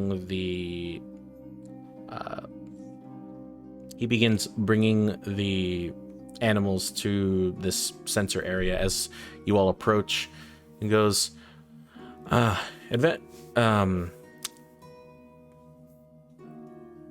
Siatar, you were able to complete your investigation?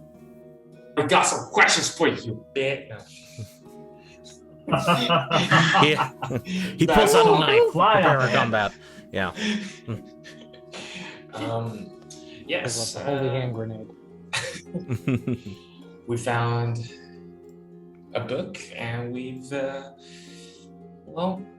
my friends here, Ogrim has some questions for you from our investigation. Oh, well. Thank you for waiting during the. Thank you for waiting after the ceremony. Of course. It's I know been how some- important it is to finish sermons like these. It's been some trying times here in I Welton. heard your crops have been struggling this season.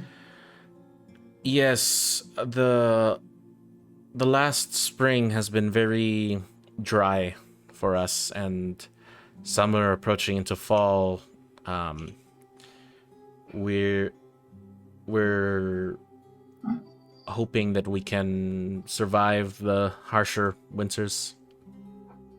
Well,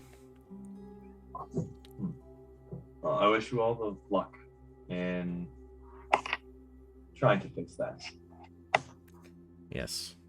But as for the questions, the book that Siatar mentioned, there were several gods that were crossed off, seemingly taken out of consideration for something, Okay. except for Pelor.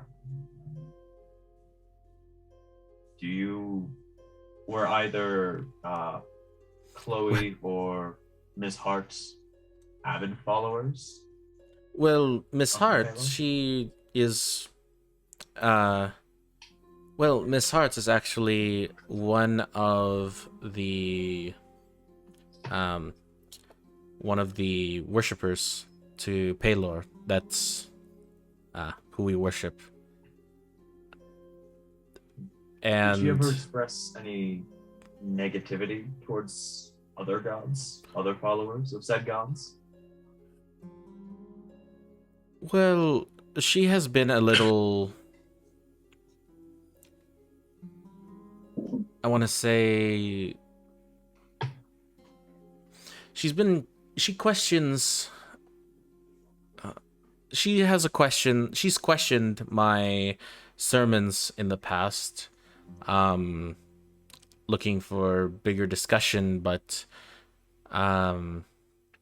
she seems distraught for some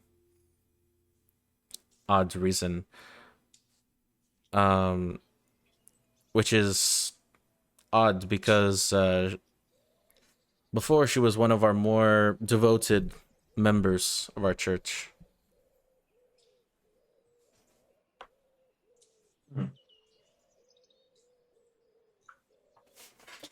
Do you happen to know?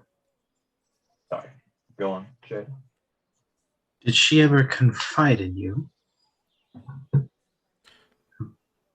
Confession is I've I've been a priest here for a very long time, and yes, she has confided in me in some topics. Has she ever talked about running away? Going off somewhere? I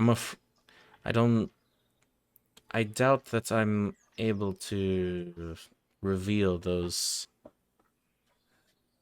secrets. It's regarding her disappearance. We need the information.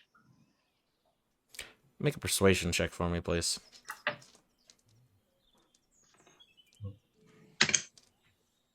Ooh. Not great. Can I help in the persuasion? Because I'm good at persuasion. The rolls. Sorry, buddy. You got a It's a 13. 13. He goes, I'm sorry, my friend. My lips are sealed through my vows.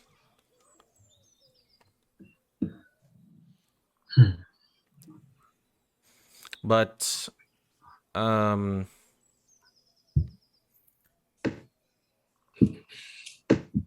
she has talked to me and the rest upon her visit with the lady, but other than that, I cannot help you. So you said the clergy in general knew that Miss Hart was expecting a visitor? Clergy, other villagers, farmers. Miss Hart is someone who's been she's been this town all her life, and it doesn't get rarely many visitors. So she was ecstatic, and when she was ecstatic, she let everybody knew that she was ecstatic. I can certainly understand that.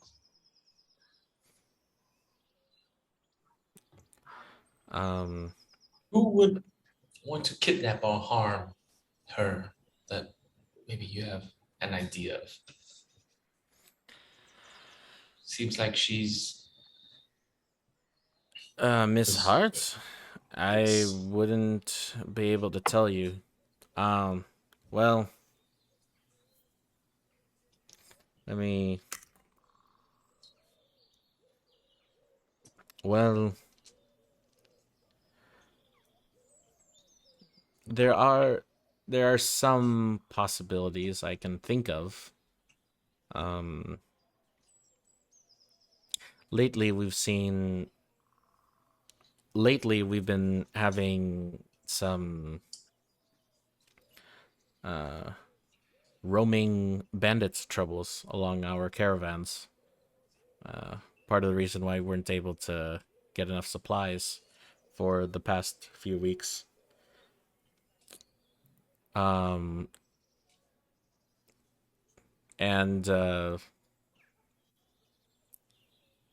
few other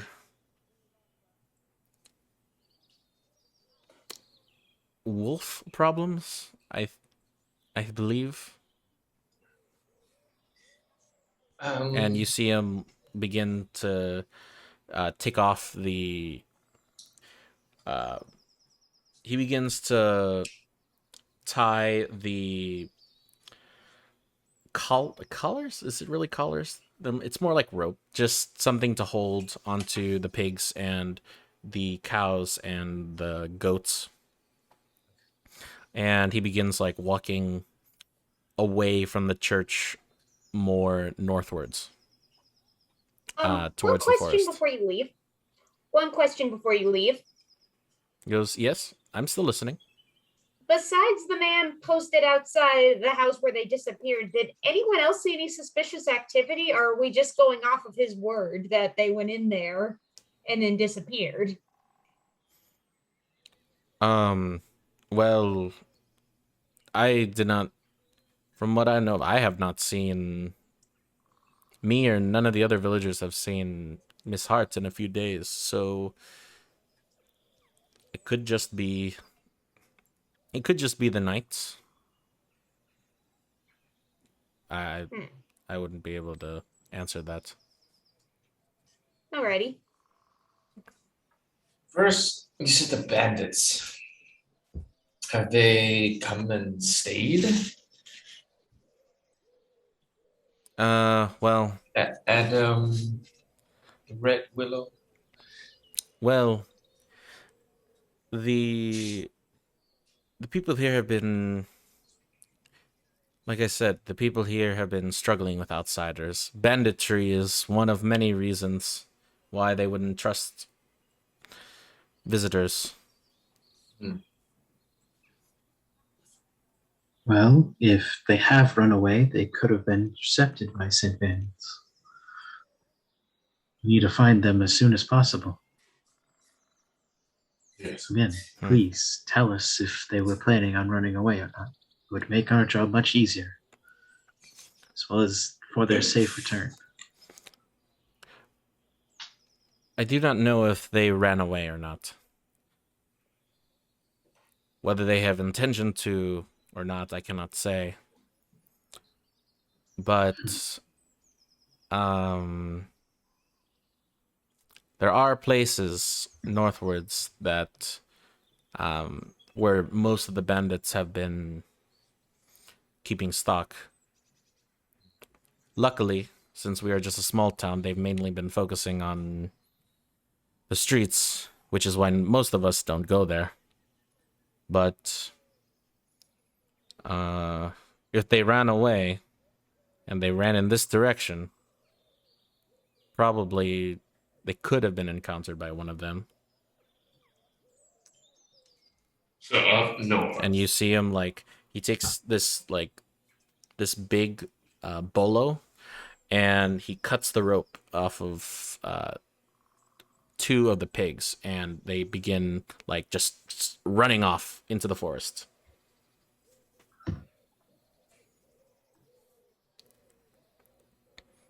You just set them free?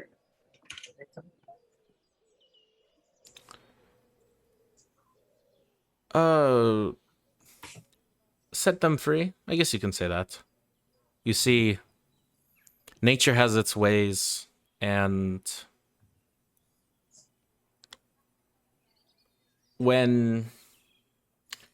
if we can feed nature, if we can give back to the earth, not the earth. You know what I mean. It is not Earth. It is Octavia, not Earth. Yes. If we can give back to the land, then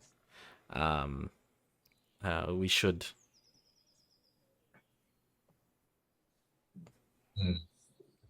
And you can see him like begin this process of like leading off the animals in different directions. Has he been truthful with us? Yeah. Make an insight check. All right. Yes. Okay. 21. 21, 18. You both know this. He's been, besides the whole hiding, not saying the intention because of his vows, he seems to be very truthful in what he believes. Talking about the banditry, you got the sense he's telling the truth. And yeah, I think that's all there is that he could be lying about. Yeah. Do any of us know anything about the bandit problems that are supposedly to the north of this town? I would say you would all eventually like learn, knowing the information you know now and combination of what you had before. Because of the change in leadership of the Bannerlord, many of their like soldiers and guard like left with them.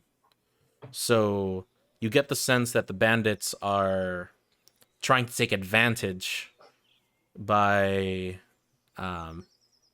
attacking merchants and traders and farmers who are less protected now.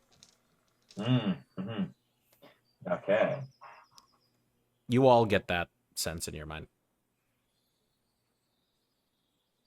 Well, he said bandits and wolves, but I don't think wolves can kidnap a lady unless they're werewolves. So, Point taken. do you want to go up a bit north? Are werewolves real? Is that a thing? There's stories about them. Wouldn't surprise me if they were. He's a lion man. Yeah, there's You have a a difference point. between the You two. have a point. You have a point. If I'm this Meteora, then werewolves are, I'm sure, possible. Sorry, didn't think that went through. Okay. So what you guys gonna do? Should we tell So Vlad where we're going? Huh? Should we tell the knight where we're going? In case he wants to come with.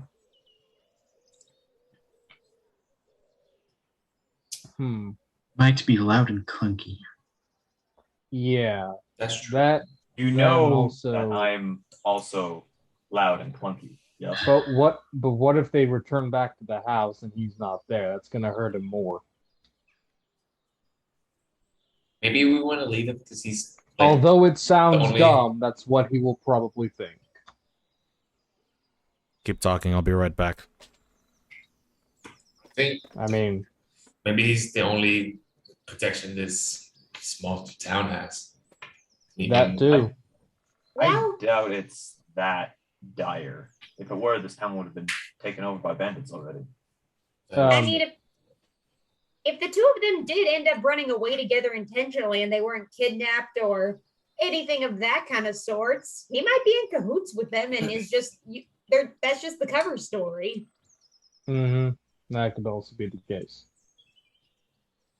Well, then why would he stay for so long? Convincing. I got a decent read on him. He seems to be earnest. Okay. Well, I think you can trust his word for now. How about we go check out the bandits? And then good old Well, if we're gonna go deal with bandits, Let's beat the shit out of them. I like your attitude. What? I'm a big guy. I enjoy beating people up sometimes. Mm. I Also, like just your wavelength. learn how to beat people up. Have I guess anyone? we That's a could- different story. What? I guess we could stick around town tonight, try to pick up any information we can on the bandits, try to see if there's any more information about the two that are missing, and then we set out first thing tomorrow morning. Kind of like that idea because We need to figure out the numbers. maybe night falls and who knows, the bandits, new bandits, old bandits might come by the town again to. Maybe they come show up at night. The That'd be minty a- fresh bandits. That'll be, Yeah. A good time to catch them. Just wait here then. Then tomorrow morning we go and find them, look at their numbers, not care about their numbers, and then kill them all. What? Unless Too there's much? like 1,000 of them, then we should come up with a better plan. If there's like 20 or 30, we can take that. You're a big dude. I'll let Yep. you guys go in first with that plan. So what's the plan, guys? So the plan is world creator that we're Yes. going to Here's the plan, God. we're gonna hang out the night here at the town, Okay. trying to see if any bandits pass by at night, gather some extra information if there is any, and then we'll go fresh in the morning. Gotcha. Okay. Let's go see if I guess there's any space at the tavern. If not, we can always set up camp next to our what's it called? Cart? Our Wagon? cart. There you go. Carriage? Carriage. Forage. No. Yes. All right, let's go to this tavern. Okay. See what's happening. You go to the tavern and you see what appears to be a small it's a small tavern. It's kind of like this open kitchen that's in one side of the tavern with 3 or 4 tables that have just been organized about. Not many people in here. The owner, Beatrice, is currently what appears to be cooking a meal for later this evening. She goes, okay. It goes, okay. You, for the evening, I could make. I don't have that many rooms for all 5 of you. You don't mind sharing a room? Not at all. Nope. Mm-mm. Okay, it'll be a silver for the evening. Wait, I got it. I put down a gold piece. He goes, oh, you're very generous. That's also to pay for food. I ate a lot. Okay, And drink. Anything else anyone else wants. I right. just water to abstain from He alcohol. goes, right away, and then she begins like cooking. Great. I go Vivian's cooking. find a table and just sit. She calls one of the barmaids to give you a few drinks. It's very meager, but it's enough to fill your belly. Okay. Always just perfect. Yep. Well, Okay, so you're gonna rest Oh. for the night. I wanted to just I wanted to see if I could eavesdrop on a couple of conversations, just to see if any of them gravitate towards either the bandits or the Miss Hart being missing. Or yeah, one of those 2 conversations. Okay. Make a perception check for me, please. Ooh. 18. 18. You eavesdrop on a few conversations, and some of them talk about Miss Hart, like, why would someone take Miss Hart? She seems so nice.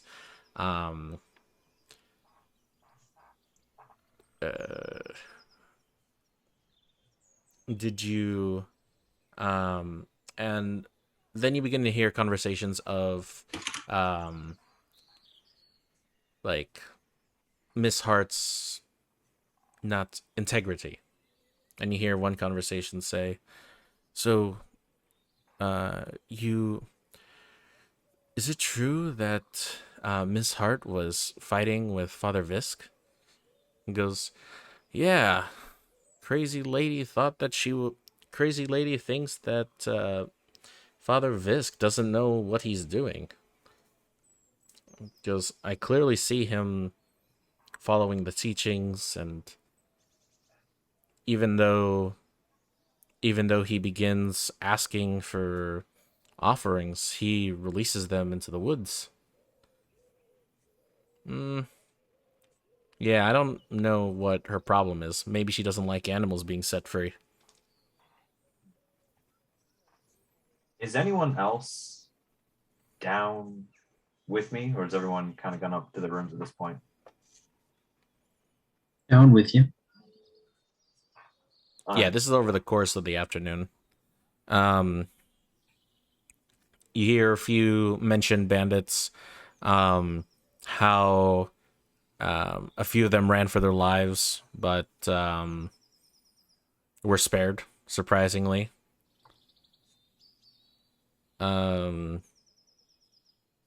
Yeah, aside from that, that's all you can really tell from that roll.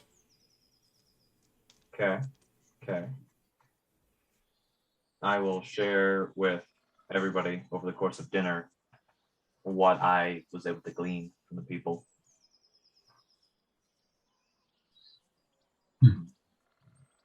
So something's off.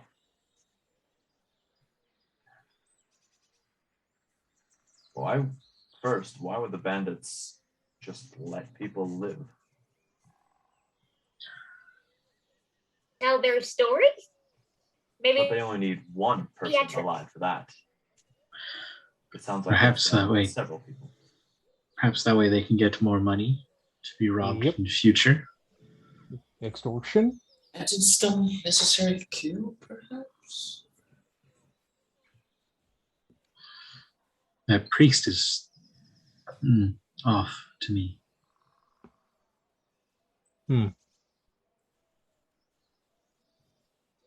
DM, Mm-hmm. the Father Visk asking for animals, Yes. animal sacrifices, and for them to be released back into Octavia. Mm-hmm. Is that par for the course for Paylor services, or is that a unique thing that he's doing?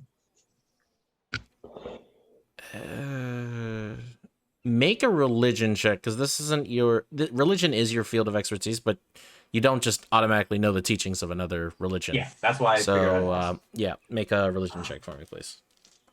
16? 16. You do know that Paylor is god of agriculture and the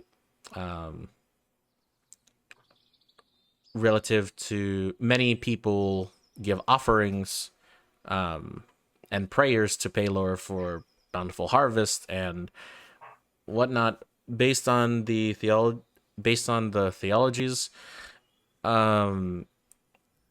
You do know that people worship in different ways.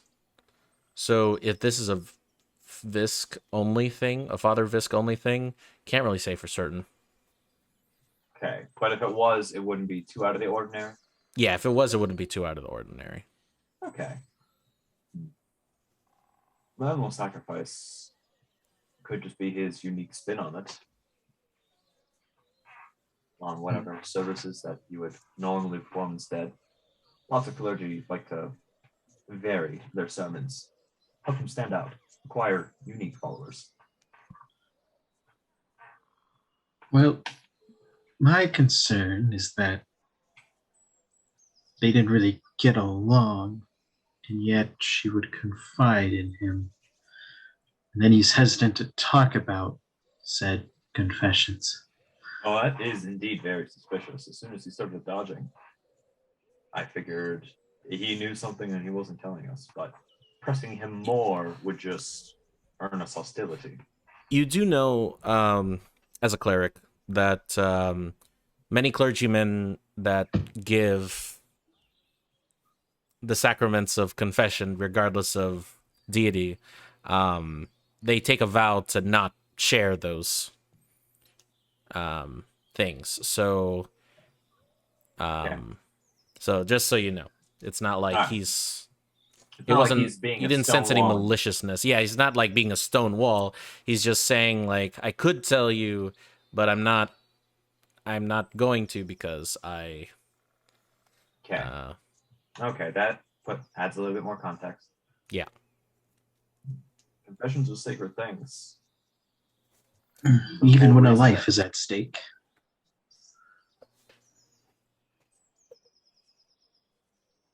Even then, sometimes.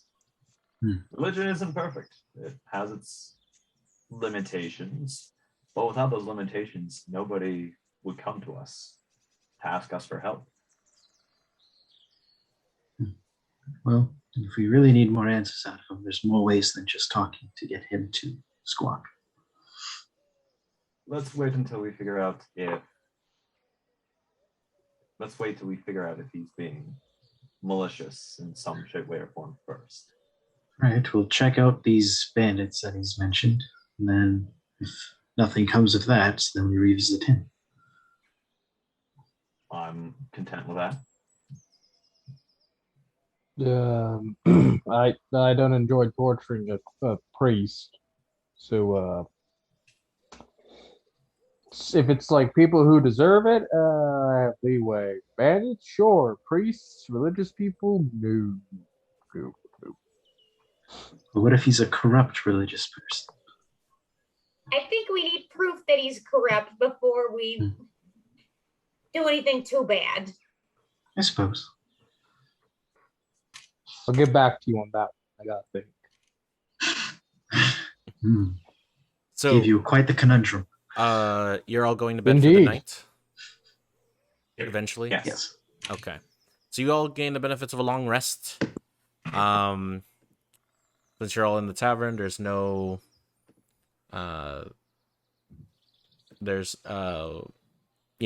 you don't need to do watches or anything. So you wake up, it is dawn of the new day. Breakfast is being served in the tavern. It's the bed is rough, I'm not gonna lie. And you all had to share, so that part was a bit rough as well, but you work out what appears to be a long rest. So what would you guys like to do? Oh, you gain all your spell slots, health, and whatnot. Perfect. No.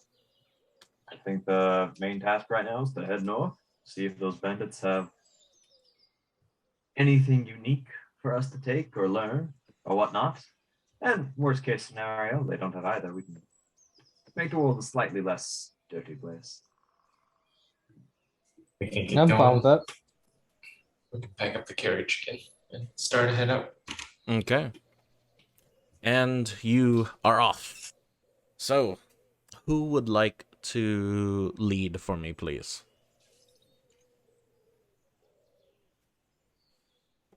What is the marching order, I should say? Right here, me first. Oh, okay. We got Siatar. And I'm then behind Siatar. Okay, and then we have I'll be Atlas. in the back to keep an eye on our six. Gotcha. Last Meteora. I'll just be in the middle chilling. Gotcha. And that leaves Nightshade, second to last. Cool. Yes. Atlas and Siatar. As you are going into the forest investigating, you hear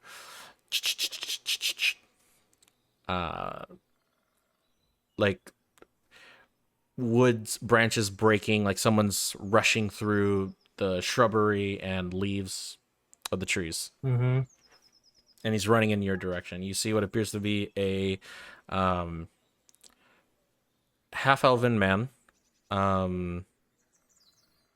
that's like sweating, wearing a set of scale mail, and he is running at you, and he is holding his he's holding a longsword at the ready, and he's just like running at you. Is this? Stop. Can I tell like this is with like murderous intent or like running? You gotta think quick, buddy. I'm telling this man to stop. He is stopping. Wait, I am gonna use. Okay. Make a. I'm gonna shout.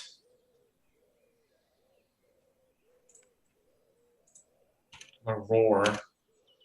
You're gonna roar at him? Yeah, I'm gonna roar stop with word of radiance. Oh boy. Okay. Okay.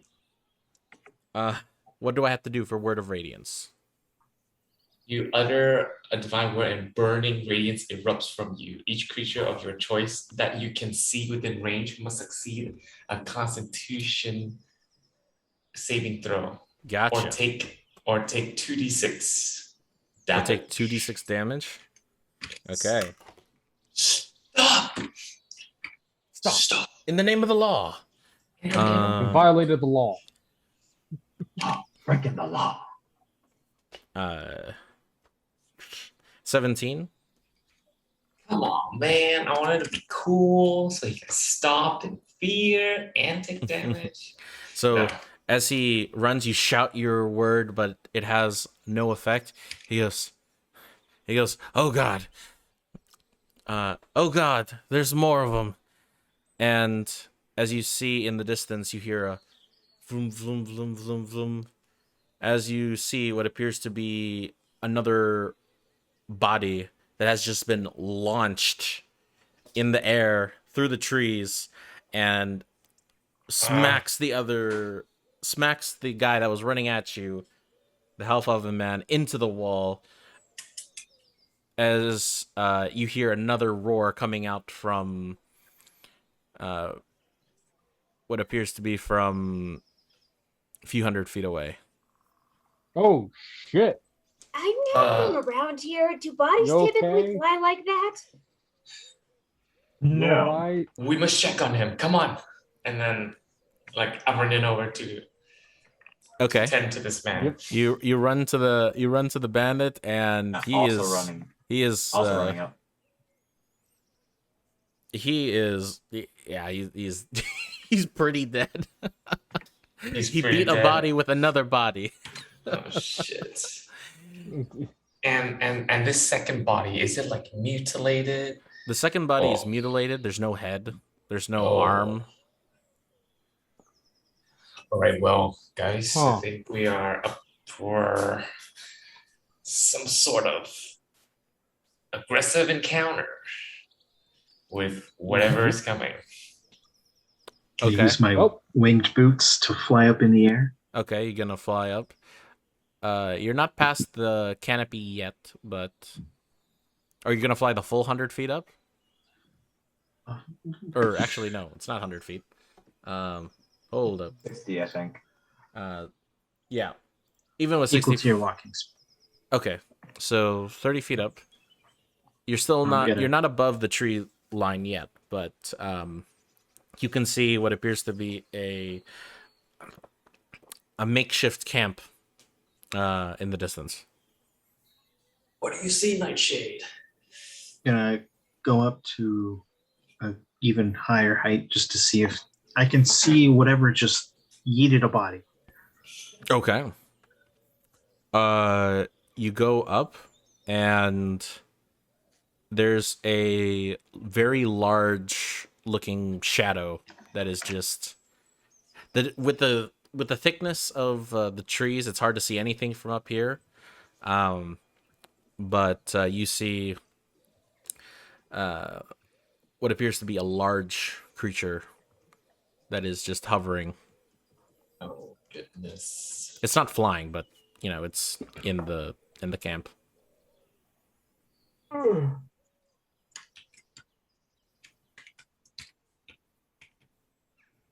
What do you see? What do you make Yes. out? A camp ahead and some very large thing. You look and you see one of the larger wagons just gets knocked over, like bashed into. And you all Whatever. hear the large cracking. Whatever it is, it's probably killing the bandits. If that is the Oh, it's bandit taking all of camp. our fun. No. Well, maybe let's go. Let's approach with We caution. need to figure out if we can salvage anything by the time we get there. So let's go. I run. Okay. Here we go. I fly like Peter Pan. Okay. As you reach there, I need. Let's see who's in the front. Atlas and Cietar. I need both of you to make dexterity saving throws for me, please. Oh boy. Haha. That's gonna be a 5. A 5. As you run forward, Atlas, you step on what appears to be a bear trap that's been hidden. As you see the claws just bite you into your leg, and you take Ow. 6 That points hurts. of piercing damage, and Oof. your movement is stopped momentarily, but your leg is pretty fucked. Ow. I got a 17. 17. Okay, you managed to dodge. You also experience a bear trap, but you managed to dodge the grip. But as you break open the bear trap and you continue running forward, you could see the ruins of what was a bandit camp. However, as you look on, you can see several bodies of bandits that have just been left to rot, basically, on the side. Shredded and lacerated. These people have died recently. But what draws you is that to the back of in the center of camps, near the now out campfire, you see what appears to be a large werewolf standing on its 2 hind legs, and as it turns to all of you, and it says in common, "Intruders," as you see coming out from the other sides of the camp, you see 2 other werewolves, smaller in size, look at you and are ready to pounce. So, Yay! I need all of you to roll initiative for me, please. As I change the music because this is too peaceful. Thank. Find me combat music. All right. So where do we? Is there a map for this one? So by the way, you guys need to join the new Roll20 link, which I will send right now. It's in the messenger already. Oh, it's in the it's in the No, the Zoom call. My bad. The Zoom call. it's in the Zoom call chat. Yeah. Don't see. It is. We don't see anything. Okay, I'll send it again. The group chat is empty. I will send it again. Roll20.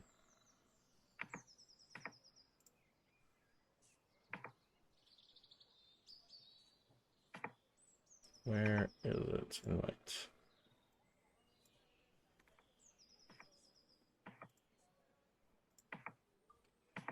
chat.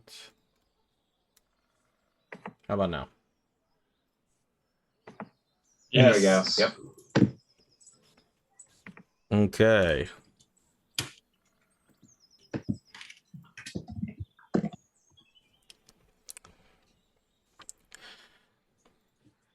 Okay.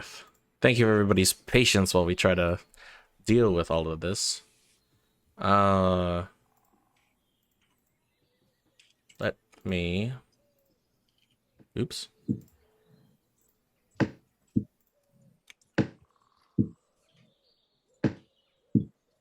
Let me give you guys control. Oh, baby. How do you spell Seatar? SUIR-TAR.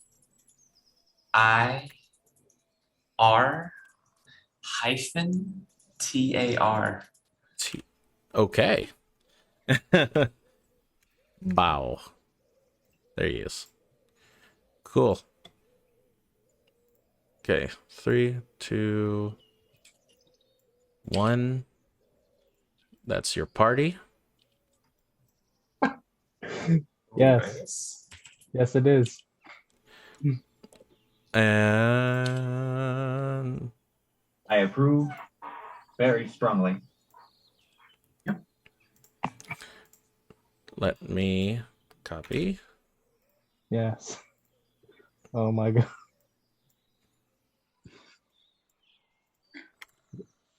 Greg, you have no soul in your eyes. Perfect.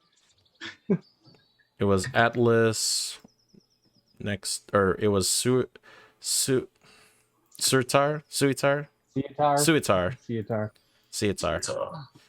Ogrim, Nightshade coming from the Ogrim in the back, and Nightshade.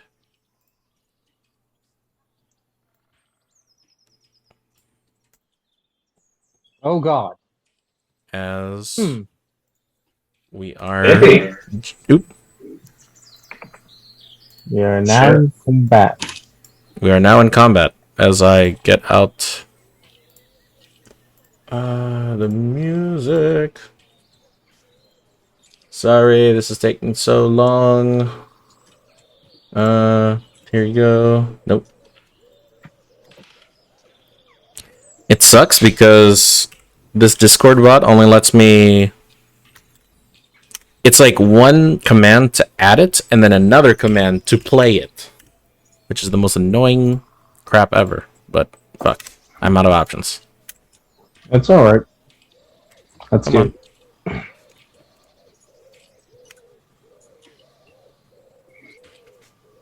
Music is already playing. Ah, that's why. Please don't stop though. Please don't stop. Okay. Music.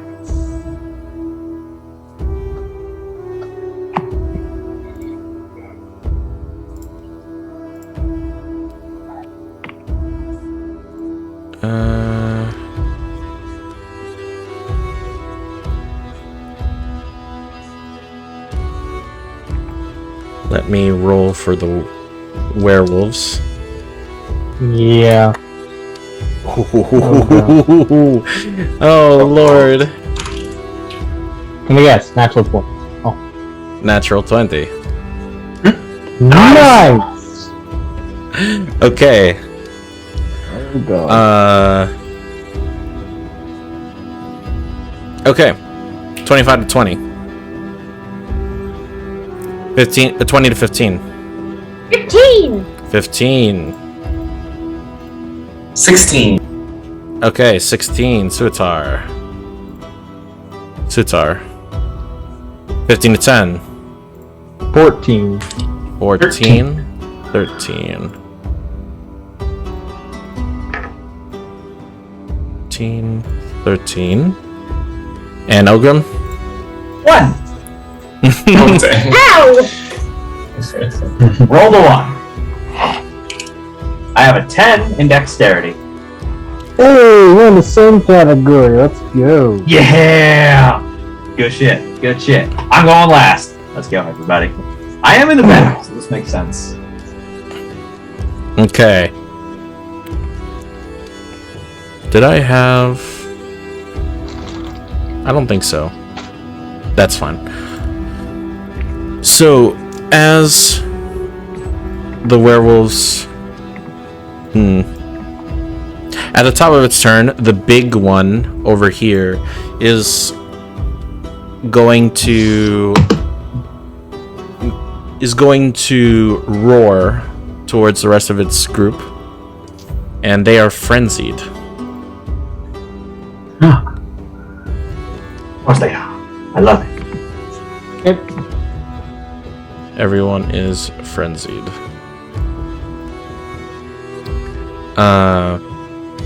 This one over here is gonna look to you, Suitar. 5, 10. Ah, come on, man. 5, 10, 15, 20. The werewolf is going to make 3 attacks against you.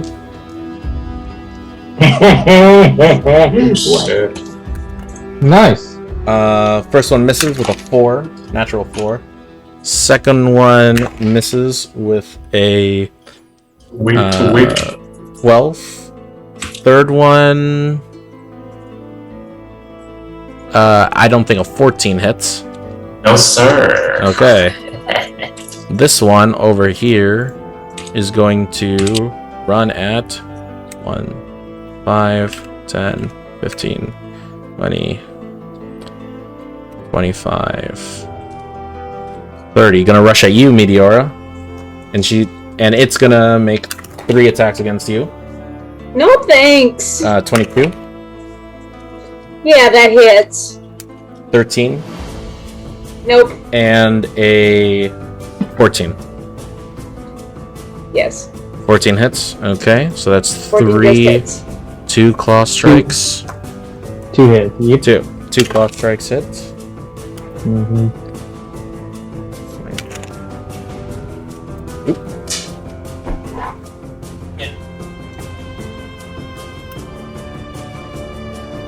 9 points of damage total.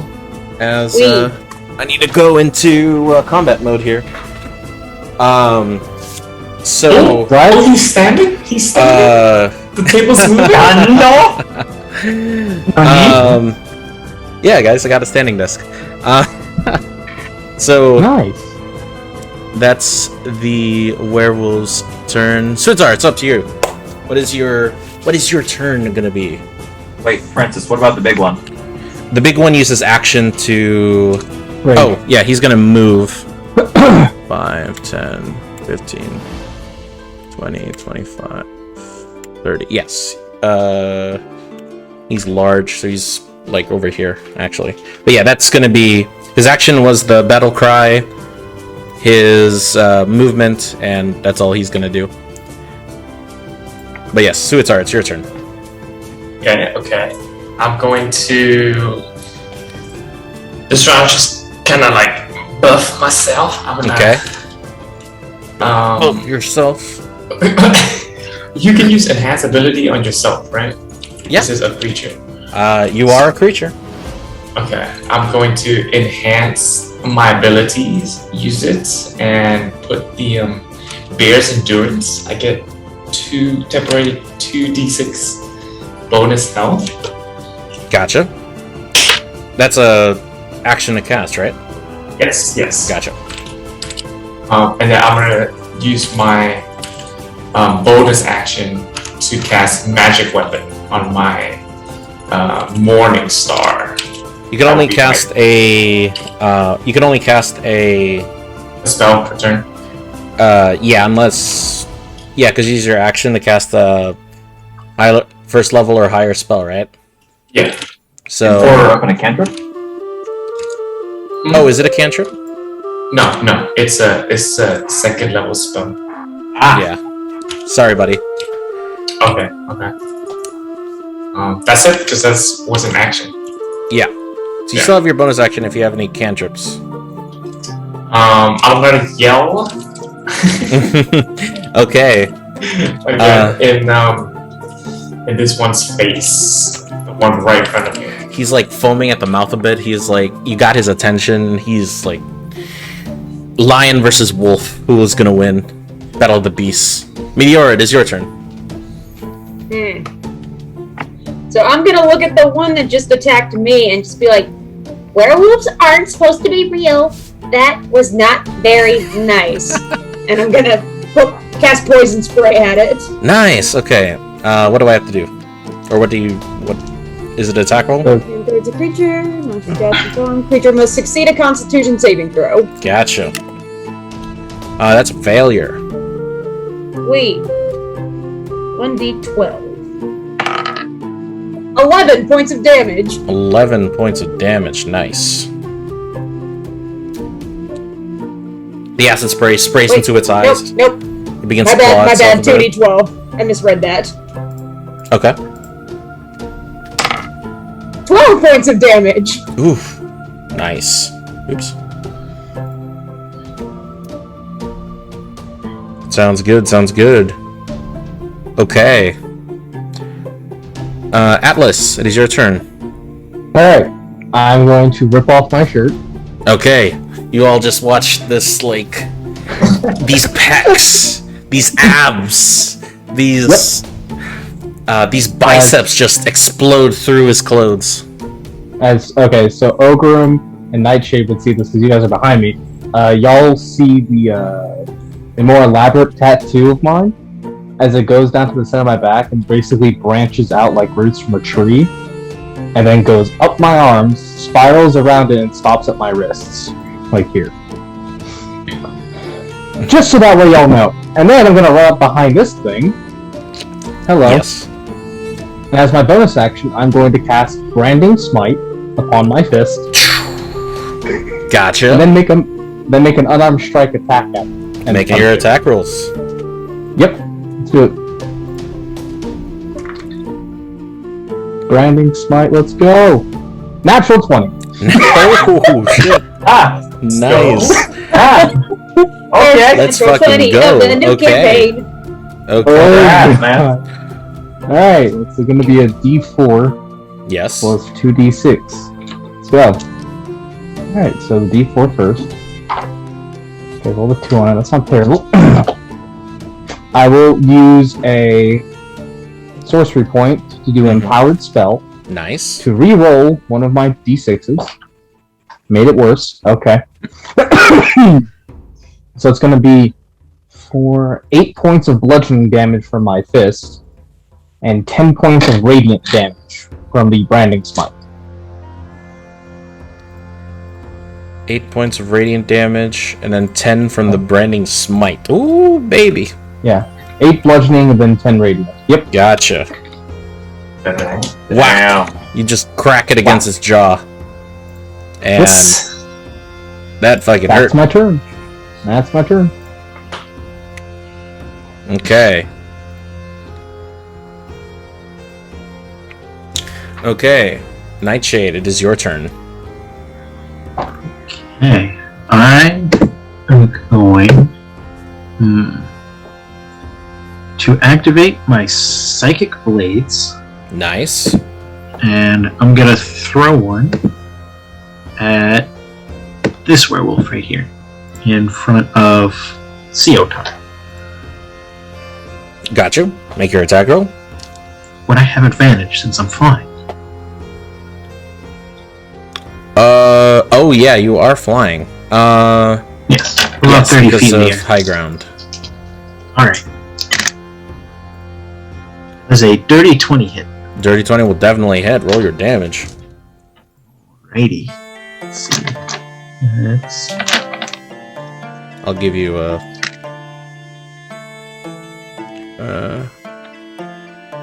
not the red dot. I'll give you a wrench. Because why not? That is 17 points of psychic damage. Ooh.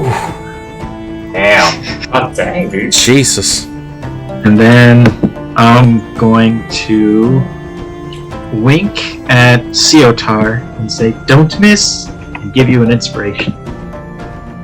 Nice. So you now have a... What is the dice? I believe it's a D6. Okay, so you have a Yes, D6 one. inspiration die to add to your attack rolls ability checks. Or saving throws, right? Yeah. Mm-hmm. Ogrim, it is your turn. Let's have some fun. Alright, so how hurt is this guy looking?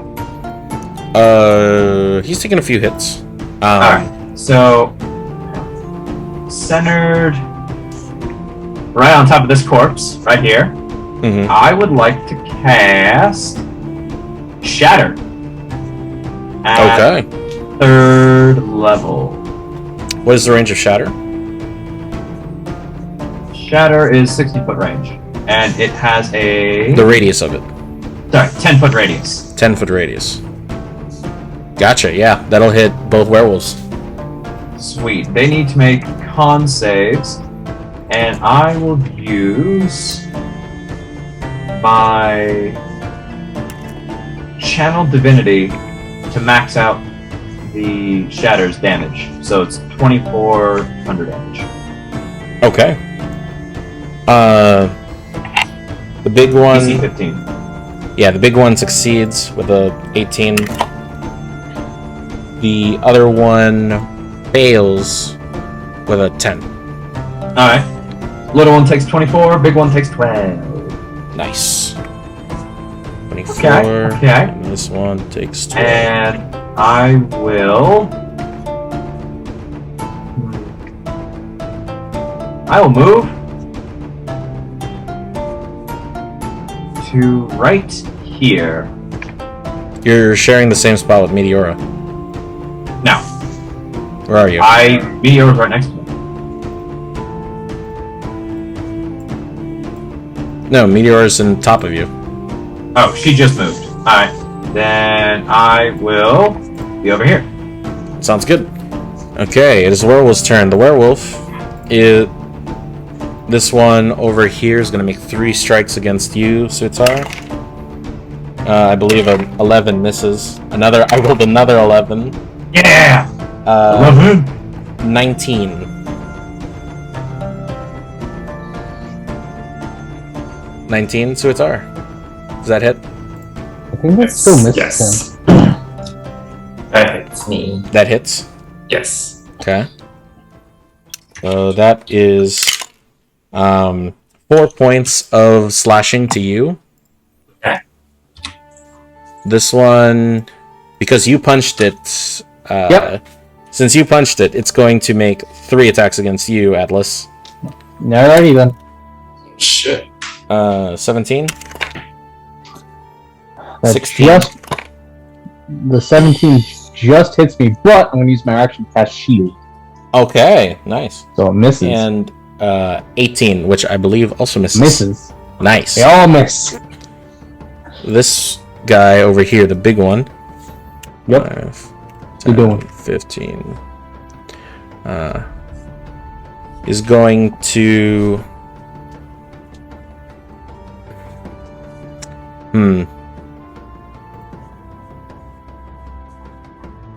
He's gonna do 3 attacks. And then he against you, Suitar. 22. Hit. 14. No hits. 17. No hits. Oh. Okay, so the first one Damn. hits. This.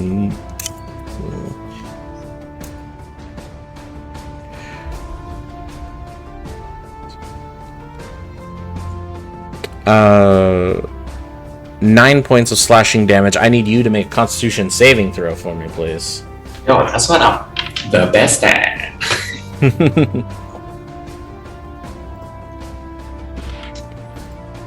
I got an 18. 18, that succeeds. You feel something like entering your veins, but you manage to shrug it off, and then you resist the pain.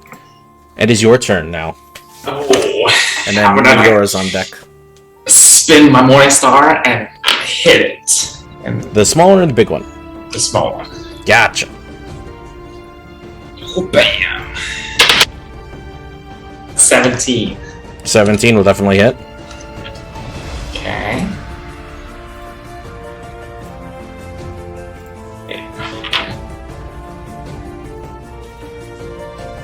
8 points of piercing damage. 8 points of piercing damage? Yeah. Gotcha. I'm gonna swing again. Boom! Second attack. Nice. Make your second attack. 19. 19 will definitely hit. Okay.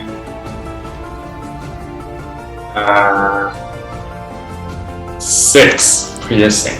6 points of damage.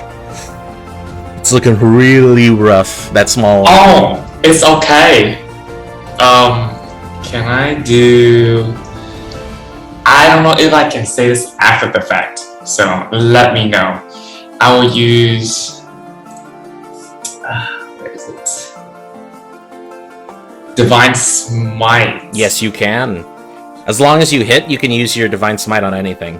As Okay, long so as you I'm hit. Spiders. Okay. Okay, so I will expend 1 spell slot to deal 2d8 extra radiant damage. Nice. Nice.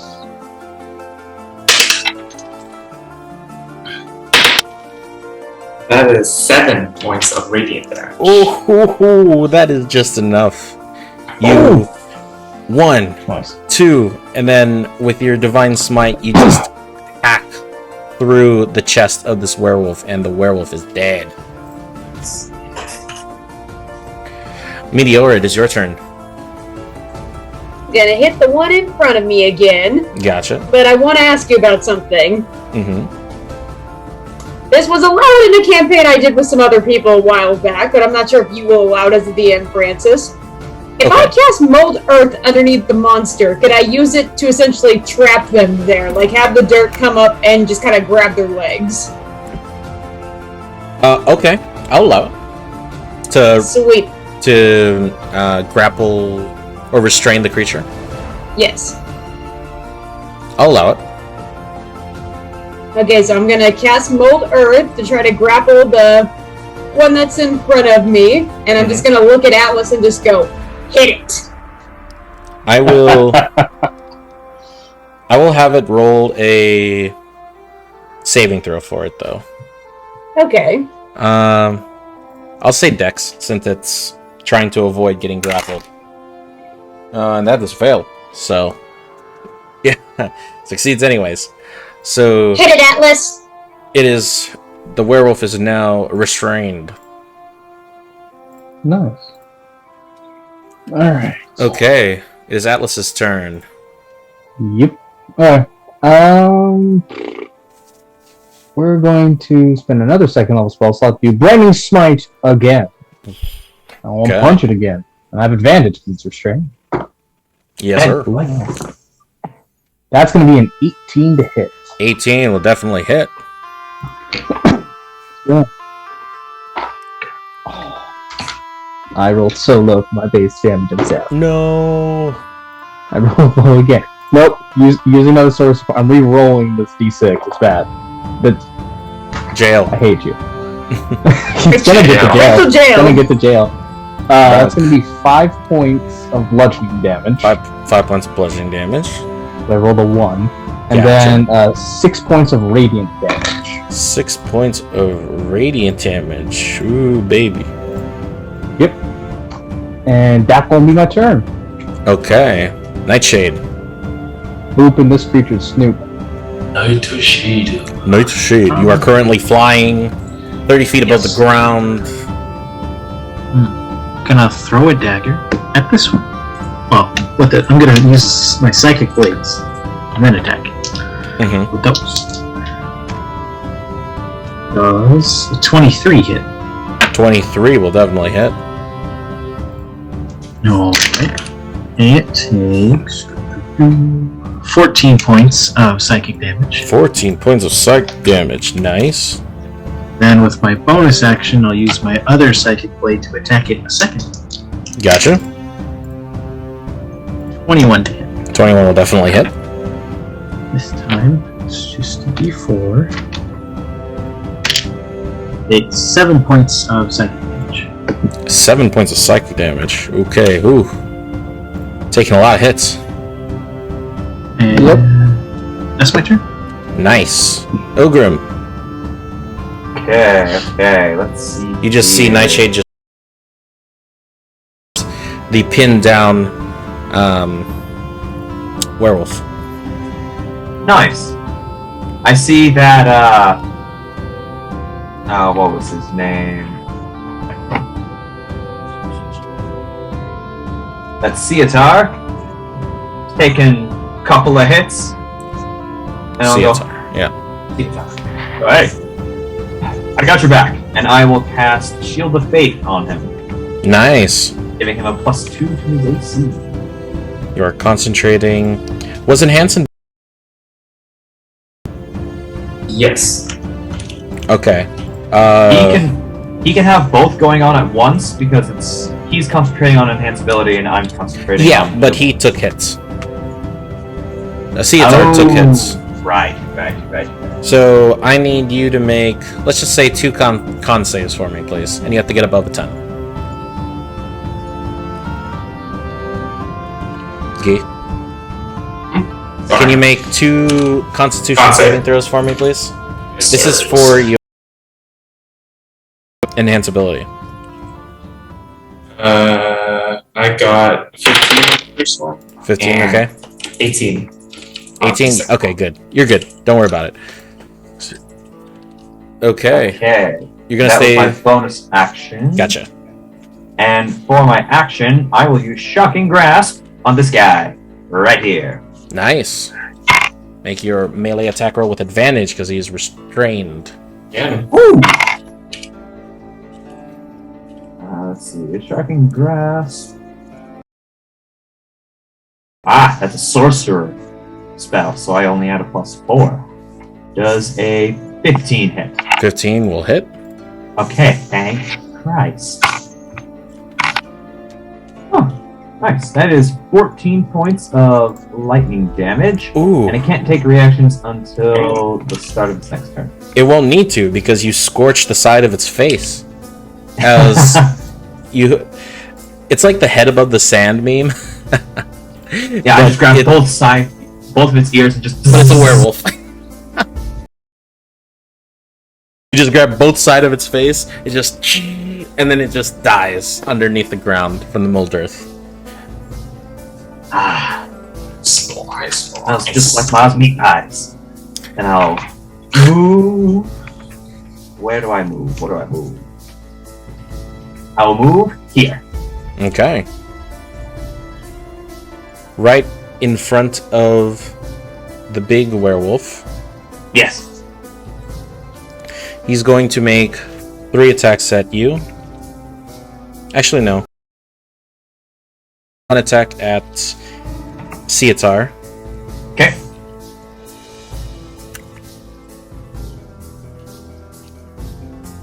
Dirty 20 for the first one. Hits, for sure. 15 for the second one. No hits. 15 misses. And 23 for the third attack. On Cietar. Cietar. Yeah. Yes. Alright. I will use my reaction and use my Wrath of the Storm ability to make it force it to make a dex save. Lightning and thunder damage. Half on a success. Let's see, what's the dex save bonus? 21 on the dex Yeah, save. succeeds. So that's 10 points of lightning damage, half 5. Gotcha. And then the claw attacks.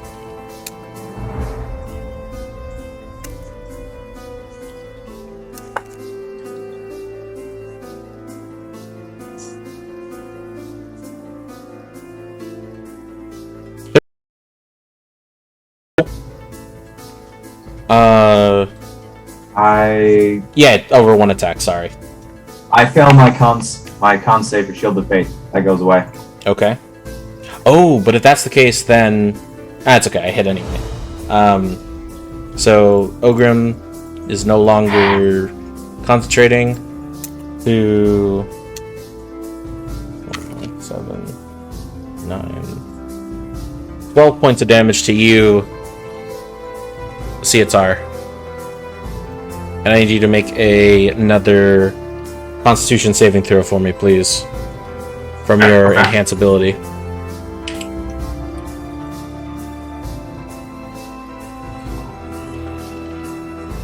Con save is non-natural 20 now. Nice. Okay, you're still concentrating on enhanceability.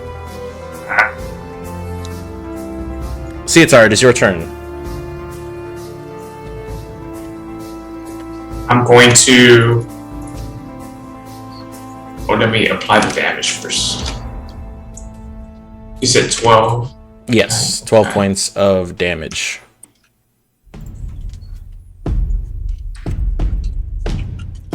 Let's see. I'm going to... only one big boy left. It's time to show off. I'm going to second level Guiding Bolt. This man. You have Guiding Bolt? Yes, I do. Oh shit. As a paladin? Okay. Yeah. Disadvantage though, because you're within 5 feet of it.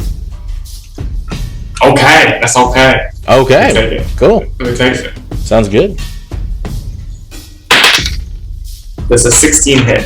16 will definitely hit. Oh, fuck yeah. Okay. Let's just do D&D Beyond. 5d6 radiant. Dear indeed. 18 points of radiant damage. 18 points of radiant damage? Sir. Okay. It's going to use its reaction. Oh. And it's going to absorb radiance. Ooh. So you shoot your ray of divine golden energy into the alpha werewolf. As it opens its jaws, it like eats the ball of your guiding bolt. It still takes the damage, but it reduces it. Oh shit! And you said it was 18 points of damage, so it's good reduced to 9. Okay. And as you see it, its eyes begins to glow as its claws begin to glow as well. Oh. It's a holy monster now. Meteor, it is your turn. Call lightning. Call lightning? Yes. Yes, go for it. Do it. Shocking! That appears above him, and I'm going to center it back here. That way, it does not hit anyone that I care about. Sounds good. Okay. Bolt of lightning flashes down each creature within 5 foot. Let's make a dexterity saving throw. Dexterity saving throw. That is a failure. I rolled a 5. How much is that? 3d10. Jesus. Not great. A little bit better.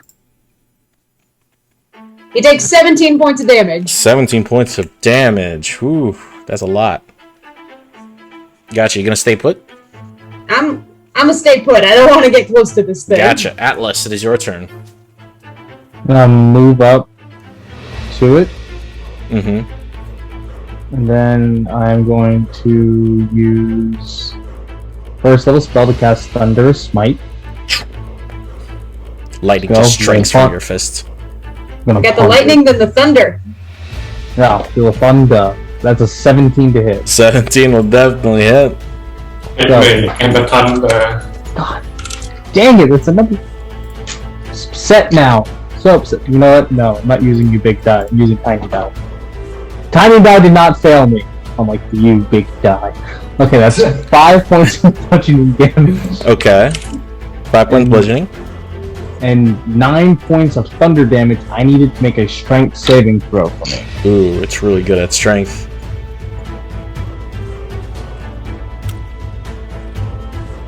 But that is a natural 1. Oh, okay. It gets pushed back 10 feet. Okay, 5, 10 feet. And it's knocked prone. And it is prone. Yep. Okay, prone. Well, alright, then that's my turn. Nightshade, it is your turn. 2 more damage. Okay. Being thrown at. Big bird. It would be a straight roll because you would have advantage because of high ground, but it's disadvantage because it's prone, so... Yep, that's my B. That's okay. It's okay. I'll make it. Make it work. Straight roll. That's a 13 for the first one. 13 misses. And a 12 for the second. Second one misses. Both those miss. And Nice. I'll fly over to here. Nice. Be a little close. Ogrim, it is your turn. All right. Sounds like we got a bitch on the ground, and this bitch is gonna be feeling the pain train. So at second level, I will be casting Shatter, Okay. centered on the fire pits, just to keep it from hitting anyone besides Big Bad Wolf Man. So that's a con save that he's got to make. Okay. Con save. Gotcha. That is a 15. That just succeeds. All right. So that is 19 points of damage, halved to 9. Half to 9. Gotcha. It's a thick boy. Yes, Very it thick is indeed. thunder damage. Sorry, thunder damage. Gotcha. It's gonna get up. Mm-hmm. Oh shoot. Oh, never mind. I forgot. You guys hit anyway. I was gonna say the next attack had advantage. Forgot about that, but it's okay. Since you pushed it back, Atlas, it's really mad at you. Hit me. I was gonna charge at you, Atlas, and making 3s try. Fight the sorcerer. I dare you. 23. I'll hit. Second one misses with a 9, and the third one is a 19. Shield. I take 1 hit. Okay. Yes, the shirtless sorcerer. I like it. Bro, I have a natural AC of 17. What? Yep. How? What? Dude, fear the powers of my character. 14 points Alright. of slashing damage to you. Ow! And- I'm still soft and tender though. Ow! And On the inside. and plus 5 points of radiant damage. Oh. Okay. All right. Actually, wait. I'm gonna, since I feel like this is gonna be fun, I'm going to use my racial bonus of Stone's Endurance because I don't want to take the extra 5 damage. Yep. I'm gonna roll a D12 plus my Constitution modifier, which I rolled 11, so 13. So I reduce the damage that I totally take from his entire thing by 13. Nice. So, let me see, I took, 14 plus 5, so, gotta get 19 minus, I take 6 damage. Alrighty then, Nice. let's go. Are you looking good? Dude, I'm fine, I'm a thick boy, we'll be fine. Okay. That is Okay. very, only taken- very good. I've only taken 12 damage, but I'm good. We're toasty here. Cietar, it is your turn. Okay. Here we Wow. go. See you, I'm gonna Todd. swing. Hello. Let's I'm gonna go. swing. Yeah, Yeah. swing it, hit it, do it. Oh, 24. 24 to hit. Okay. I'm gonna roll for my second too. Mm-hmm. 17. 17 will also hit. Okay. Total damage is